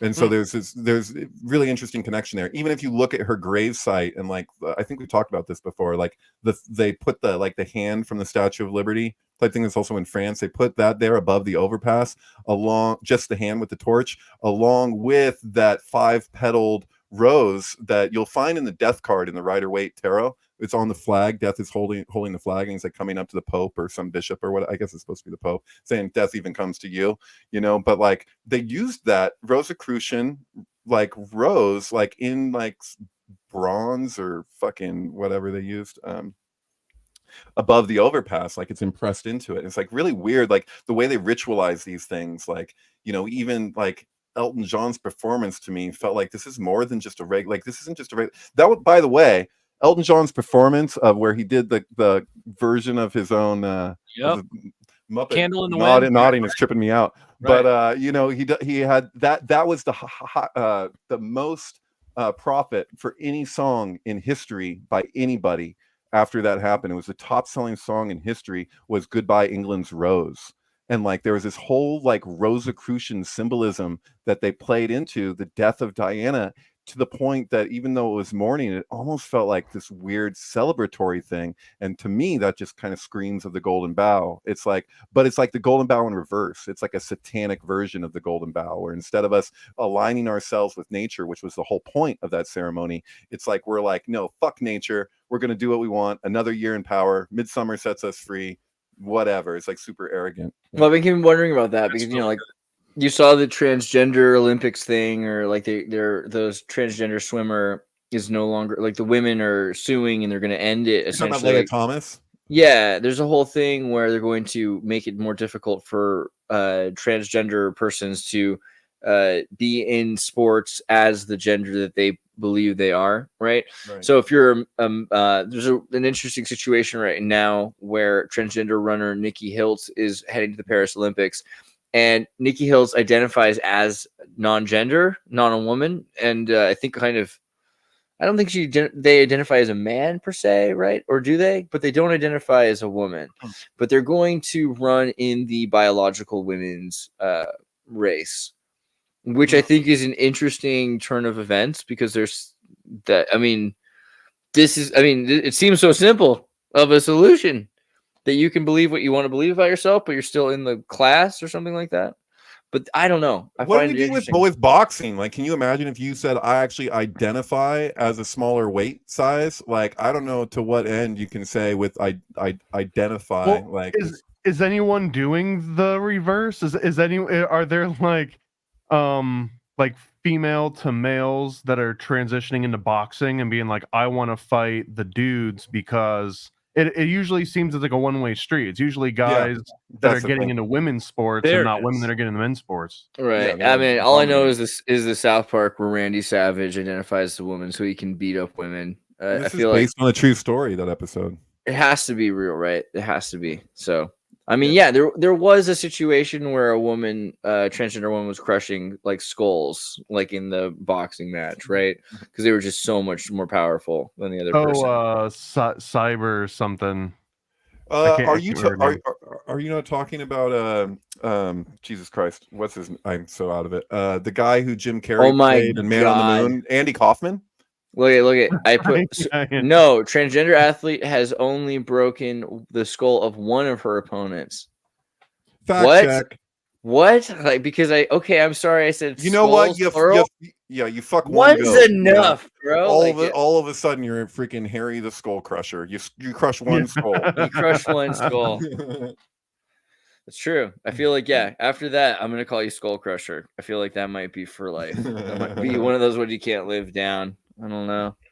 But this seems also interesting because you've got, I mean, it seems like the solution to all the problems everyone had. They're like, okay, yeah, but just like be in that class. Like then all of a sudden you're in. However, if she's taking like steroids to transgender, like, and to, to acclimate her body hormones, that also includes muscle growth, right? I don't know if it's too late for her to develop extreme muscle growth, but it seems like that would also be like some sort of testosterone hormonal steroid like advantage. So I wonder about that also. But hey, as an aside, I have a question for anybody, probably Andreas. Do you guys know the House of Roses?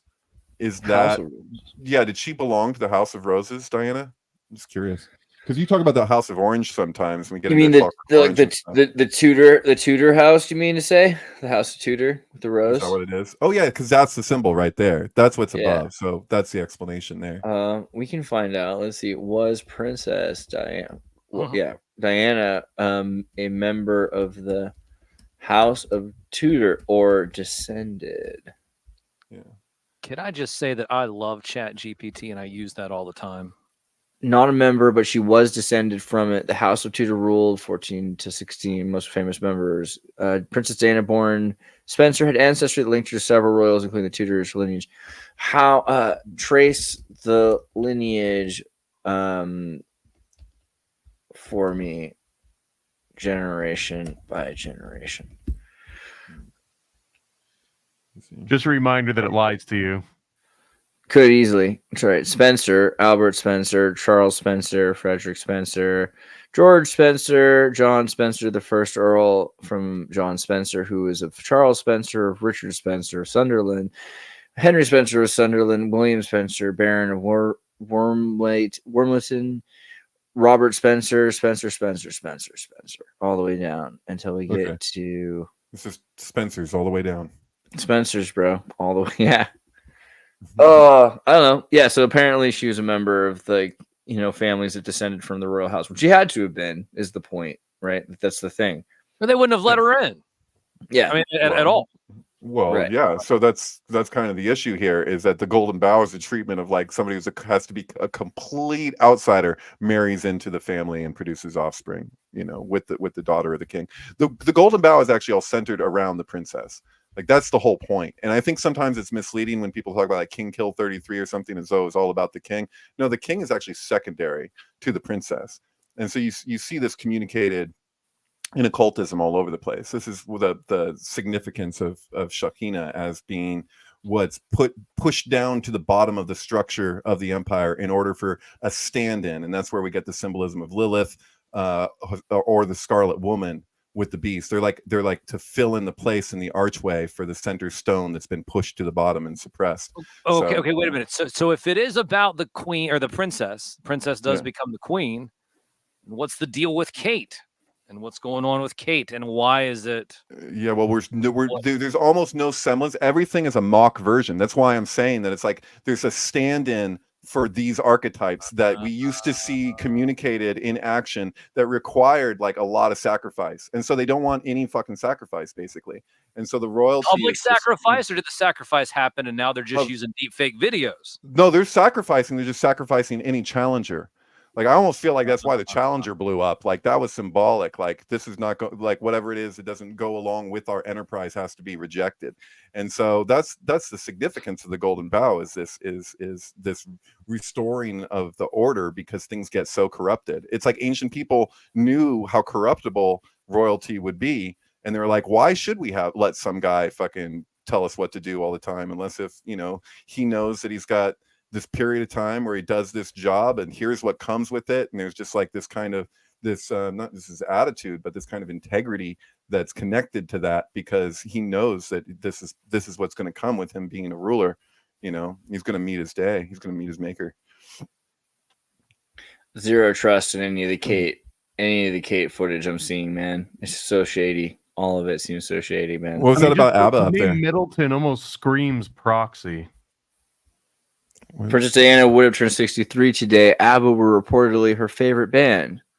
Of course they were. Kate Middleton and Prince William paid tribute to Diana by playing ABBA songs on their wedding day in 2011. Yeah, so ABBA is Hebrew for father, right? So that's interesting. Wow.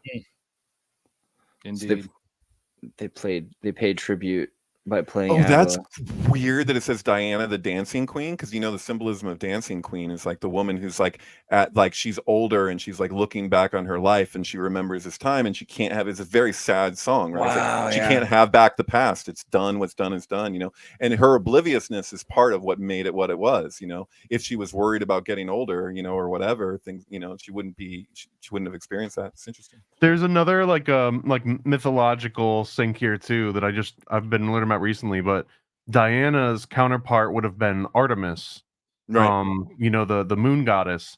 And Artemis, if you start looking into the actual history over the last few thousand years, but Artemis has been shadowed, pun intended, by Apollo the sun god. But if you look at some of the old temples, a lot of the time Artemis is like the big temple, and then there'll be like a little gift shop like on the side that will be dedicated to Apollo.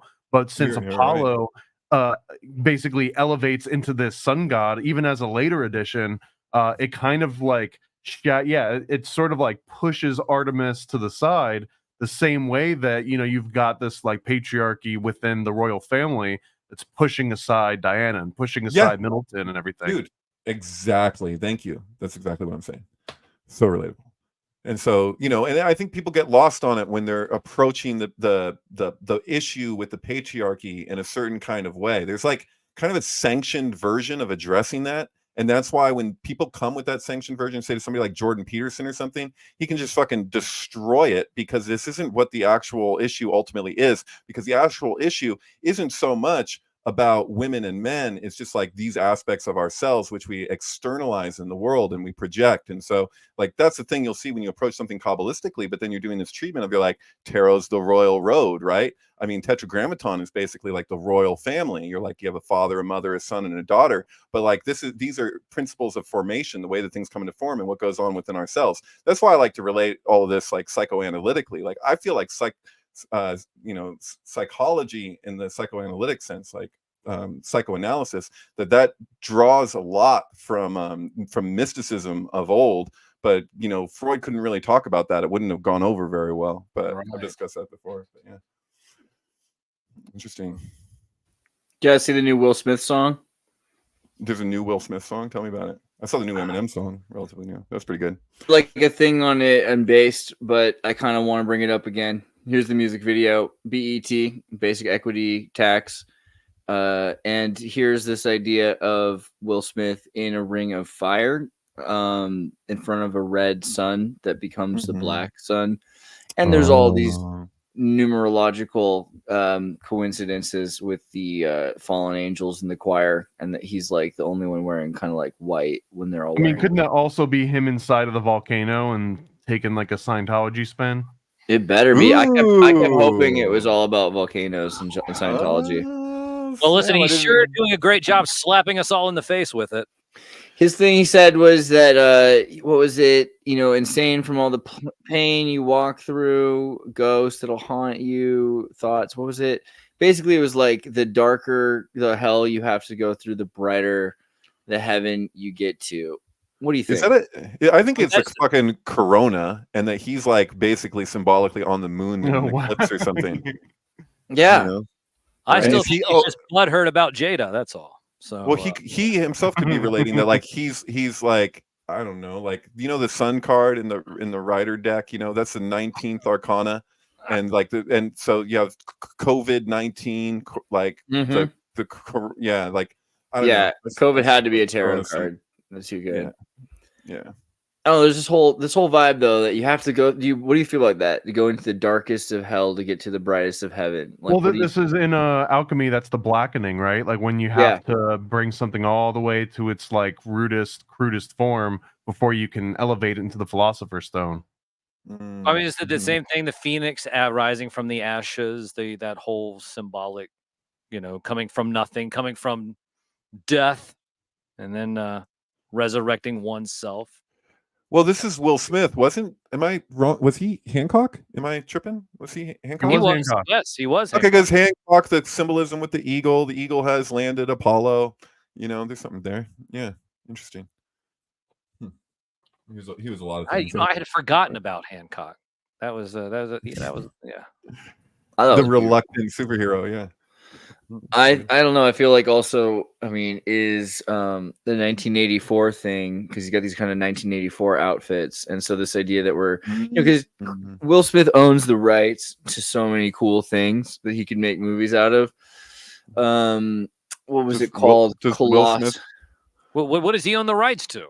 Colossus, the Forbin Project, was one of the ones that sticks out to me as one of the cool movies he owns the rights to. Will Smith, 2010, bought the rights to Colossus, the Forbin Project, amongst a number of other really rad sci-fi movies. He has the rights to so many cool sci-fi movies that he wanted to make, and he hasn't made. And I feel like the Colossus, the Forbin Project is the one where like the West and the East make supercomputers that end up syncing up and finding out that each one of them is designed to stop a war. so they do by taking over humanity, kind of a thing. Pretty great movie, I feel like, already, and a great first book to the trilogy by D.F. Jones, right? Like the Forbin Project is the first of the three. But I feel like he could make all of these cool things. He's interested in 1984 and dystopic 1930s sci-fi more than you'd think, right? So that idea also that we're in 1984 or some sort of a 1994, you know, some kind of scarier 1984. That, I mean, is Trump supposed to be Goldstein, you know, in the 1984, or is he the hero? Because if they're building this up because they're saying like they're going to build up whatever this new election is, like, I don't know, it feels to me like this is all related to like this transformative period in America. And this is a more interesting one than before because the United States is disintegrating in like such a it's transforming into a new thing, like a new kind of empire, right? Well, wasn't Will Smith a pariah? Wasn't his career over? Wasn't it? He was all flushed down the tubes. And then, as someone said in the chat, wasn't that just a scene from another movie, The Slap? Like, I feel like he was just trying really hard to make his kid's career happen, and like people thought that he tanked his own career because his kid's career sucked so much. But on his own, he's still kind of just Will Smith. I feel like, you know. I know what you're referring to there, Sam, and that actually that movie or that show or whatever it was, it did come out afterwards. But yeah, okay, all right. They were doing a play on it, so it was inspired by. See, it's 2024 is already like enough ahead of 84. We're on like there's a vibe to the 4 for sure. Wait, there was a TV show called The Slap that was way before the Will Smith slap, though. Maybe I'm just saying I saw a clip recently that somebody was sharing of a reenactment of that scene. I don't know. I got into a thing here with so you know, the flux capacitor. So what I was responding to with this post is like somebody showed an image of the flux capacitor and showing Jesus on the cross, fallopian tubes, these kind of things. There you go. But I was responding to it, just basically pointing out that if you were to relate to the flux capacitor, that it belonged to the lower Sephiroth on the Kabbalistic tree. It like so like if you go down there and you look at it, you're like you have the tower is what connects Netzach and Hod right there. So you have the Pei corresponds to the tower. That's a mouth. And so you have Crowley Sadi star issues. So this is a little complicated. I can't explain it all, but I tried to kind of touch on it with this tweet. But, you know, Crowley switched out the Sadi with Hay, which, you know, Hay would normally be associated with the Trump Emperor. These are Trump cards, right? So it's like the Trump Emperor gets put in this place between Netzach and Yesod there, that diagonal on the right side. And then if you look across from that, the diagonal on the left, that's Reish, which I was just saying, like that corresponds to the Sun card, the 19th Arcana. And then above that, that horizontal being Pei, being the tower, you have like the Trump Tower, the Trump Emperor getting switched out. And if you actually lay the Arcana out as like like what's referred to as like the hero's journey, where you basically have 2 rows of the cards, you know, that meet on the sides, you know, then if you were to switch out the Emperor with the star, you end up connecting the Emperor, the Trump Emperor, next to the Trump Tower. The Trump Tower in tarot is the fish hook. That's the Phoenician or Chaldean roots of Pei. And so for Sadi is a fish hook from its Phoenician and Chaldean roots. Pei is a mouth. And so you'll see in Crowley's deck this mouth that's like shooting fire, that's like taking down the tower. But you have like the Trump Tower, and then you have like the 2 towers. The 2 towers are visualized in the moon card, which on that diagram is actually to the left, it's the letter Kuf. So you have like the sun and the moon representing the thing. But I think this is the flux capacitor. Like I could be on one, I could be totally tripping, but like it seems to encode all this stuff. And especially when you know some of the details with Back to the Future that go on and on, where how Biff was modeled after Trump and all this stuff. It's like you have this kind of like something that's kind of making its way into the order and distorting space-time. And so this idea of like Trump as a time traveler, like I think that there's something to it, like at least archetypally, and having something to do with like the nature of like our language and like the math in our language. Like this is a mathematical thing. It's like when people trip out on the media and where all this stuff shows up with like Donnie Darko and like how that relates, like there's definitely something going on. But yeah, I'm surprised. Actually, Joe Alexander, maybe he doesn't like me to say this, who did it, but Barely Human 11, who did Back to the Future Predicts 9/11, he made another video that was never released that was actually about this part of the tree and was relating Yesod with Back to the Future. And he actually sat in on study sessions with me and my rabbi while he was working on Back to the Future Predicts 9/11. And so this other video, I had a really strong reaction to, but I was really disappointed that he never shared it. So I was like, I hope he did not share it on my account. But yeah, there is like another like fucking 10 You or better 12 put that minute out. video. You better just figure out what it is and just remake it. I don't know. That's horrible. Is there a Back to the Future predicts Trump extension of this yet?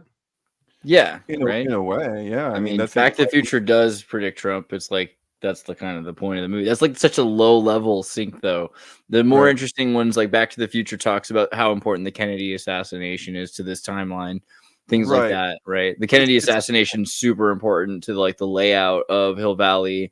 You know, the head split in the store. You see Kennedy's head as a bookend where it's like split where he was shot. Like, there's a lot of really interesting stuff. Who the hell is John F. Kennedy? Right? Because like going down that street, and there's now it's named JFK, but it wasn't before John F. Kennedy Drive. Right? There's a lot. There's a lot there, which I think you could tie to the CIA and George W. Like the Bush administration during the 80s. There's something there about time travel too, because of the Lebanese terrorist, right? The Lebanese, I think, is the there's some sort of Arabic, thing, which Iran Contra, like to the whole thing with the conservatives and like. So I think it's really interesting, also that he's like kind of a he seems like he's wealthy enough that he can purchase like American consumer technology. He can afford like the newest, nicest things, like a DeLorean and a VCR in the 80s and everything like that. So there's that kind of tied into like the neoconservative young Republican vibe, which also just that Marty McFly, maybe I'm transposing just the fact that in Family Matters, Michael J. Fox is playing the young Republican, but it's happening at the same time. So I don't know how much he could even be out of that character. So you're capturing that character versus Eric Stoltz, but right, totally.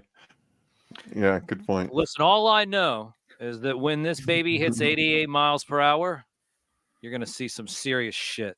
That seems to be true. Serious, and then it's a dog. He sends Einstein through. So serious, right, yeah, serious dog. And you know what? And then when he goes back into time, he has the same kind of dog, but this dog's name was Copernicus. Right. Well, I know it's the same kind of dog. Isn't it a different dog? Is it the same kind of dog? It was the same. Well, it wasn't the same dog, but it was the same kind of dog. Speaking of which, it was Copernicus.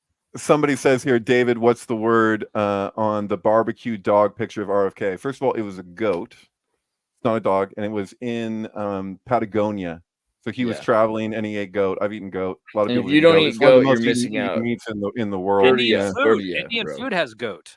Yeah. So Vanity Fair thought it was all well and fine to fucking say, "Oh, here's a picture of him eating dog." But that's not how you do it. That's the problem. What you need is an instant pot, and you need a cinnamon stick and some peppers, and then you can really.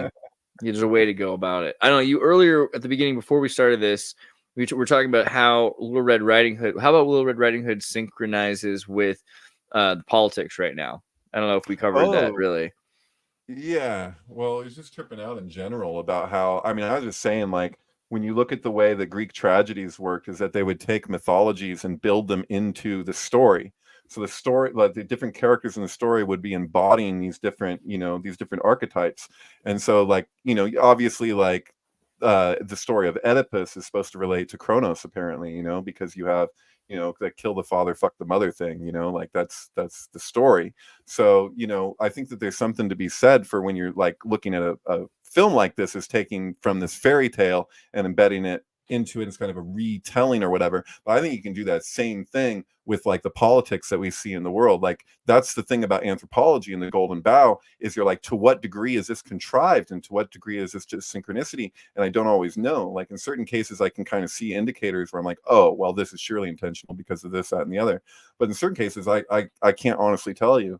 So but there's definitely, like with the RFK thing, it's like that is an old story. It's like like how you'll have like an ancestral thing where something's not reconciled, and like people come out of people, and like eventually there's this idea that you could be faced with the same thing that your ancestors were faced with, and you're trying to reconcile it. The crazy thing with the Kennedys is that we were all wrapped up in these people's fucking story, and it feels to a lot of people like fucking unfinished business because they killed these people.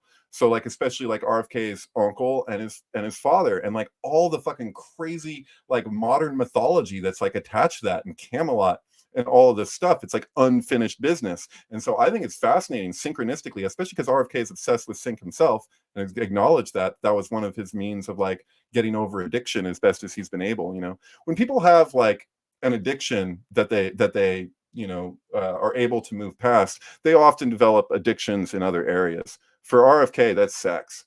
So that's never been a secret all along. He's like been a very fucking sexually active person, and that's part of his like coping issue. And he, but the point is, I think that there's something to be said for somebody that's like, had to overcome certain things within themselves. I'd appreciate that more than like, it's a story of the prodigal son. Which son has more value? Like, it's the one son's going to be offended by being like, oh, but I was here the whole time, I never did anything wrong, don't you love me? And he's like, no, actually I love the son more who fucking went and did all this shit and came back, because they don't have to come back. You don't always come back, so this is not where I thought you were going. I thought you were going to bring up like how like the rocks are in the wolf, and it was going to be like the coke rocks in Hunter Biden or something snuck in through the airport. But no, there's still a relation there.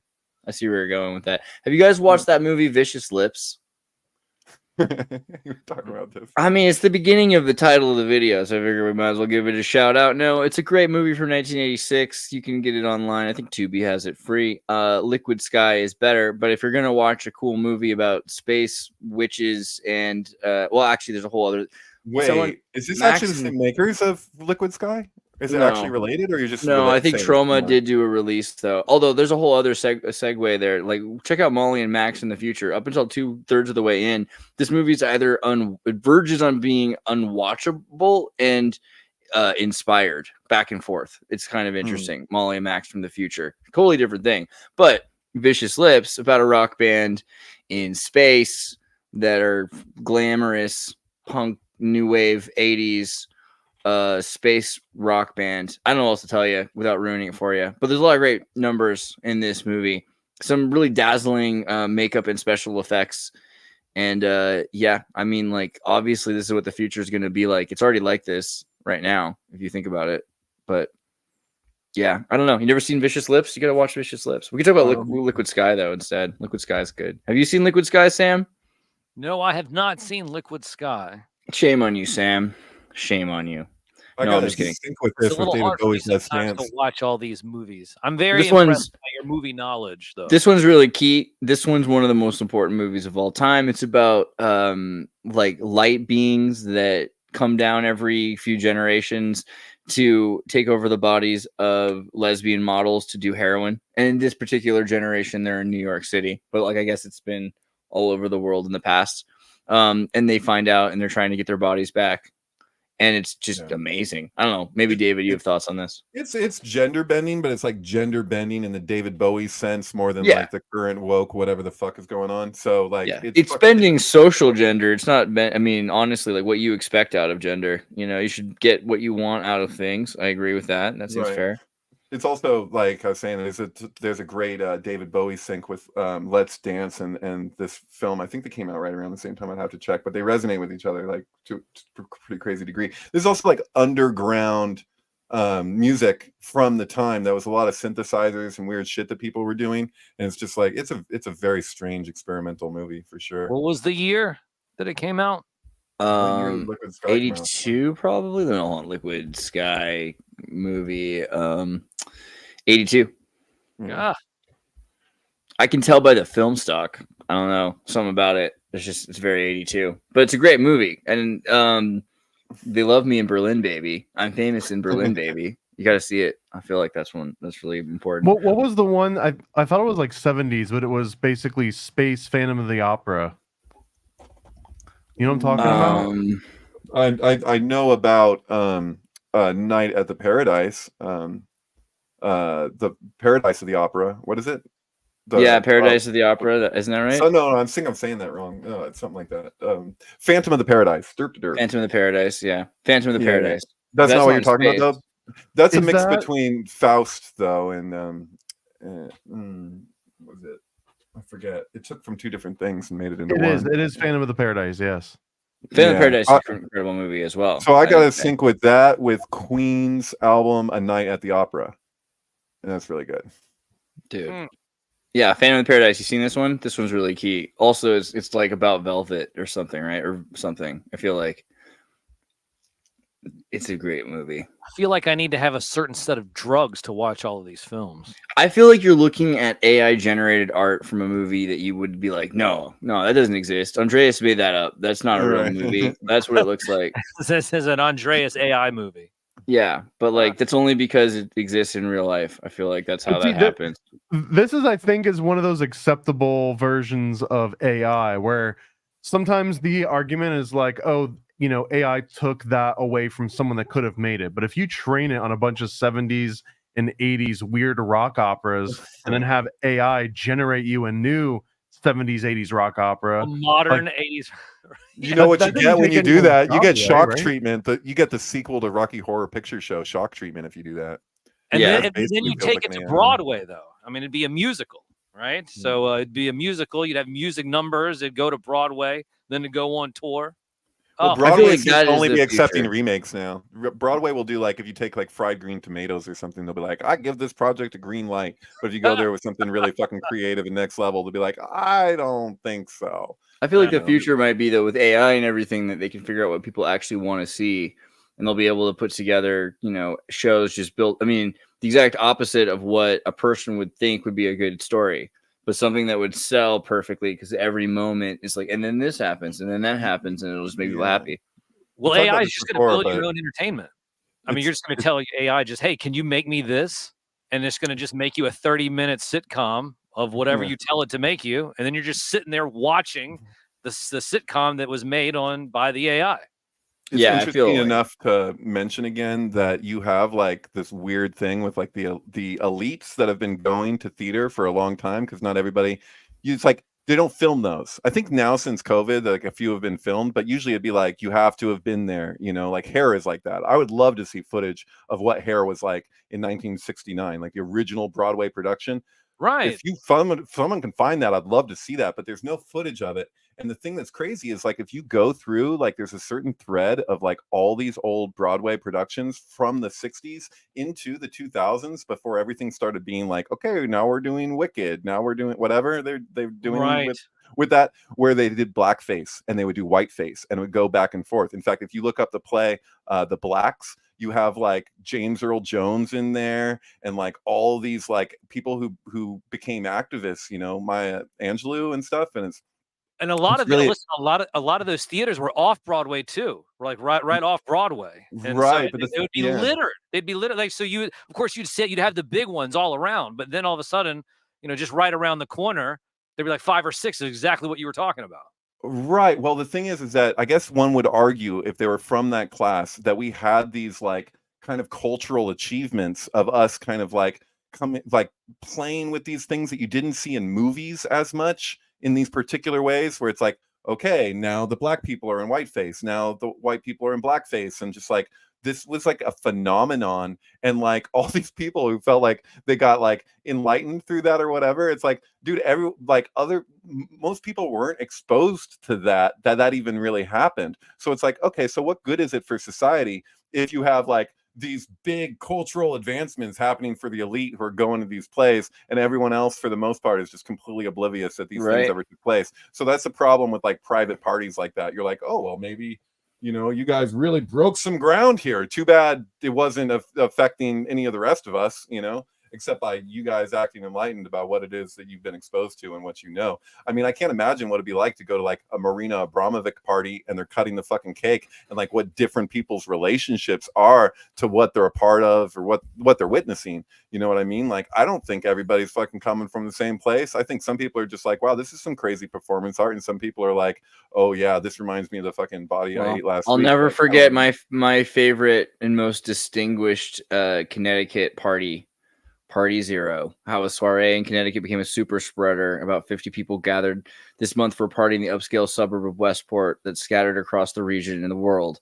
Basically, everyone at that party flew in and flew out except for like the 6 people that were at the Palace Theater. So like when you think about a horror movie, you know, Like Jane Fonda, or no, the people from like South Africa, people from Hong Kong, people from like California, pretty much like the craziest, like wild, like as 12 monkeys as you could get was Party Zero. And I found that to be interesting because we think about, oh, you know, it's cool, whatever happens in the privacy of our own little party, you know, it's not going to be a problem. And of course it can spread, and we should be sure of what we want to exist, because not everything is sequestered and isolated the way we used to live. Maybe that's emerging again. I feel like isolationism is emerging pretty quickly, but it's just futility. Like, that's the thing about a virus. Is a virus, especially if you're telling us that the novel aspect of it is transmissibility, then you're like, dude, so what you're telling us is it's futile.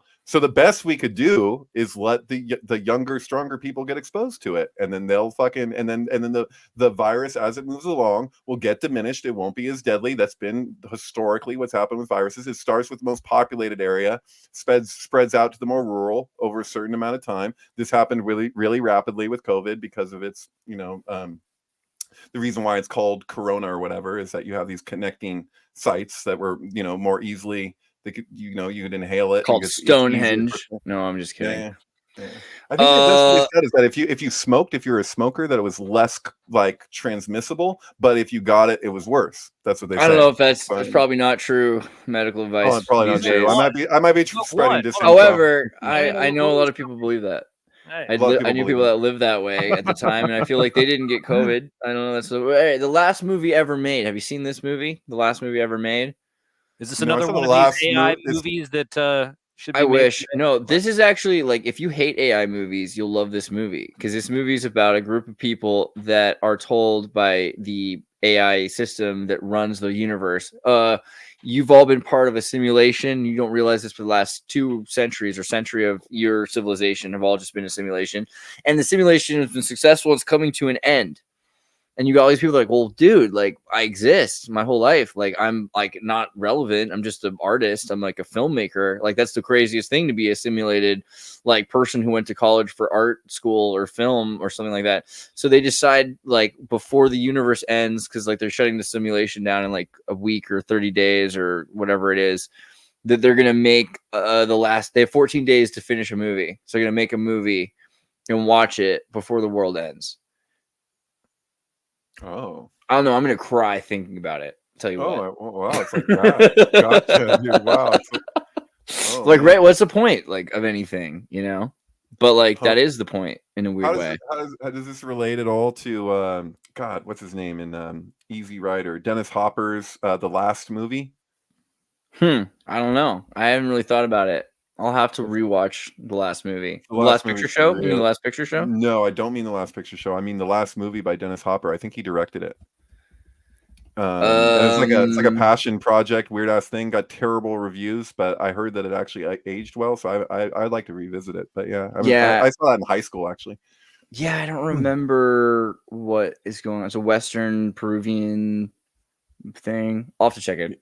Yeah, I'll have to rewatch it. He's a weirdo. I don't have a great answer. I will say this: everybody needs to go to Paranoid. I'm sorry. Let's start with Sam. Sam, you beautiful puppet, you. Look at you, you beautiful puppet. We're gonna go to your Instagram page, and you can click on the Richmond exclusive. Is this still a thing? Do we click here still? Yeah. So click on that. Yes, I just actually tried to text the number in the chat. Hold on. Let me see if I can try this one more time. This is pretty easy. You go here and you go to entertainment here. And then you click on you search for the word Sam news. Oh, come on, that was so good. I was there. I'll just have to do it again. Because you look for Sam, and you'll find like Sam Newsman is an option right here that you want to click on. You can vote for Sam as the best local morning radio show, because it's true. There we go. Okay, so what I posted in the chat. So starting on July 10th through July 28th, you can text to vote. So, of course, you can go on here and you can sign up with your email and everything. However, there will be a text to vote number, and this is every single day. So every 24 hours, you will just text 190 to that number on your screen. Very, very simple. And make sure you do it on every single cell phone in the house. And because, that's what we need to do. Because so you invite us to vote 12 times? Yes, you can vote. Yes, absolutely. As many times. Make sure you get all of your burner phones out. That is completely acceptable. And we want to make sure that, like I said, starting on July 10th through the 28th, you're just going to text 190 to that number, and then eventually it will come up. So Nice. that's it. So save that, and also put a reminder on your phone, so that way you know. But that starts, like I said, on the 10th, next Wednesday. Oh, is this saying it's not showing Sam's number? Really? Because Sam's not a mod? Someone get in there and fix that. No, Andreas. it's not going to come up until the 10th. You can't vote until the 10th. All right. From the 10th through the 28th. So that's it. So we've got time. There's time left. There's more time. In the meantime, you can go to Sam Newsman on Instagram and you can check out the man himself. Every Saturday morning. Newsman. Yep. The only radio show dedicated. Have you ever thought of changing your name from Sam to the? Because if you were the Newsman, like I could see it. You're not just like Sam Newsman. You're like the. It is what it is. Go to MK Ultrasound to check out David Plate's sync work. He also put up this amazing picture of RFK eating the goat. Get the goat. You know what I'm saying? But also Rosemary's Baby paired with the Beatles. There's a video that Will Morgan did with David. I think it's on my channel. You can watch that and see how they talked about the synchronicity of that film. And there's a lot of other films that he synced recently. Yeah, I go to highlights. That's the recommendation. If you go to highlights, they're all listed there conveniently. And then there's also the website, thesyncbook.com, and they're under Syncflix. So yeah, that's my stuff spread out around the internet. Super based. Yeah, and then you can go. Yeah, SyncBook is right up here. Click on there, and you can go click on the SyncBook to check out all the synchronicity work. Because guess what? It's a flavor of life that you probably want to taste. Get into sync. Paranoid American, what are you up to, bro? How's your project? How's that space thing going? Oh, well, so it's going great. I actually, I can launch it soon because Kickstarter said I had to fulfill all my previous projects. And guess what? I fulfilled them. So here are the foil covers that I just started sending out this week. I think like almost all of them are in the mail now. Glossy. Ooh, classy. Look at that. Oh, you say classy? I was thinking the same thing. Beautiful. Yeah, we got the Alex Stein cover. We've got the Sam Tripoli cover. These look great, actually. Dude, I didn't realize that was Alex Stein, dude. That's fucking funny. Yeah, of course. Who else could it be? The first and only Alex Stein foil comic book cover that's ever existed. So wow. I'm excited about that. And this is what it's been the bane of my existence lately, but putting all of these homunculus growing kits together, hand numbered and everything. It's got a little burlap sack, but you can actually grow your own homunculus. You don't have to harvest your own dog peni. You don't have to harvest cow wombs. Crypto's like, what? but it's basically just add water and you get a homunculus. No fuss, no muss. No fuss, no muss. Yeah, on paranoidamerican.com. I'll have whatever I've got left over from the campaign listed there pretty soon. Based. So yeah, check out paranoidamerican.com. And everybody, you can go to tartarinova.com to find out more about me. By the way, we got 100,000 subscribers. Thank you guys for doing that. Hey! Hooray. Crowd goes wild. Hooray for all of you. God bless you. Good night.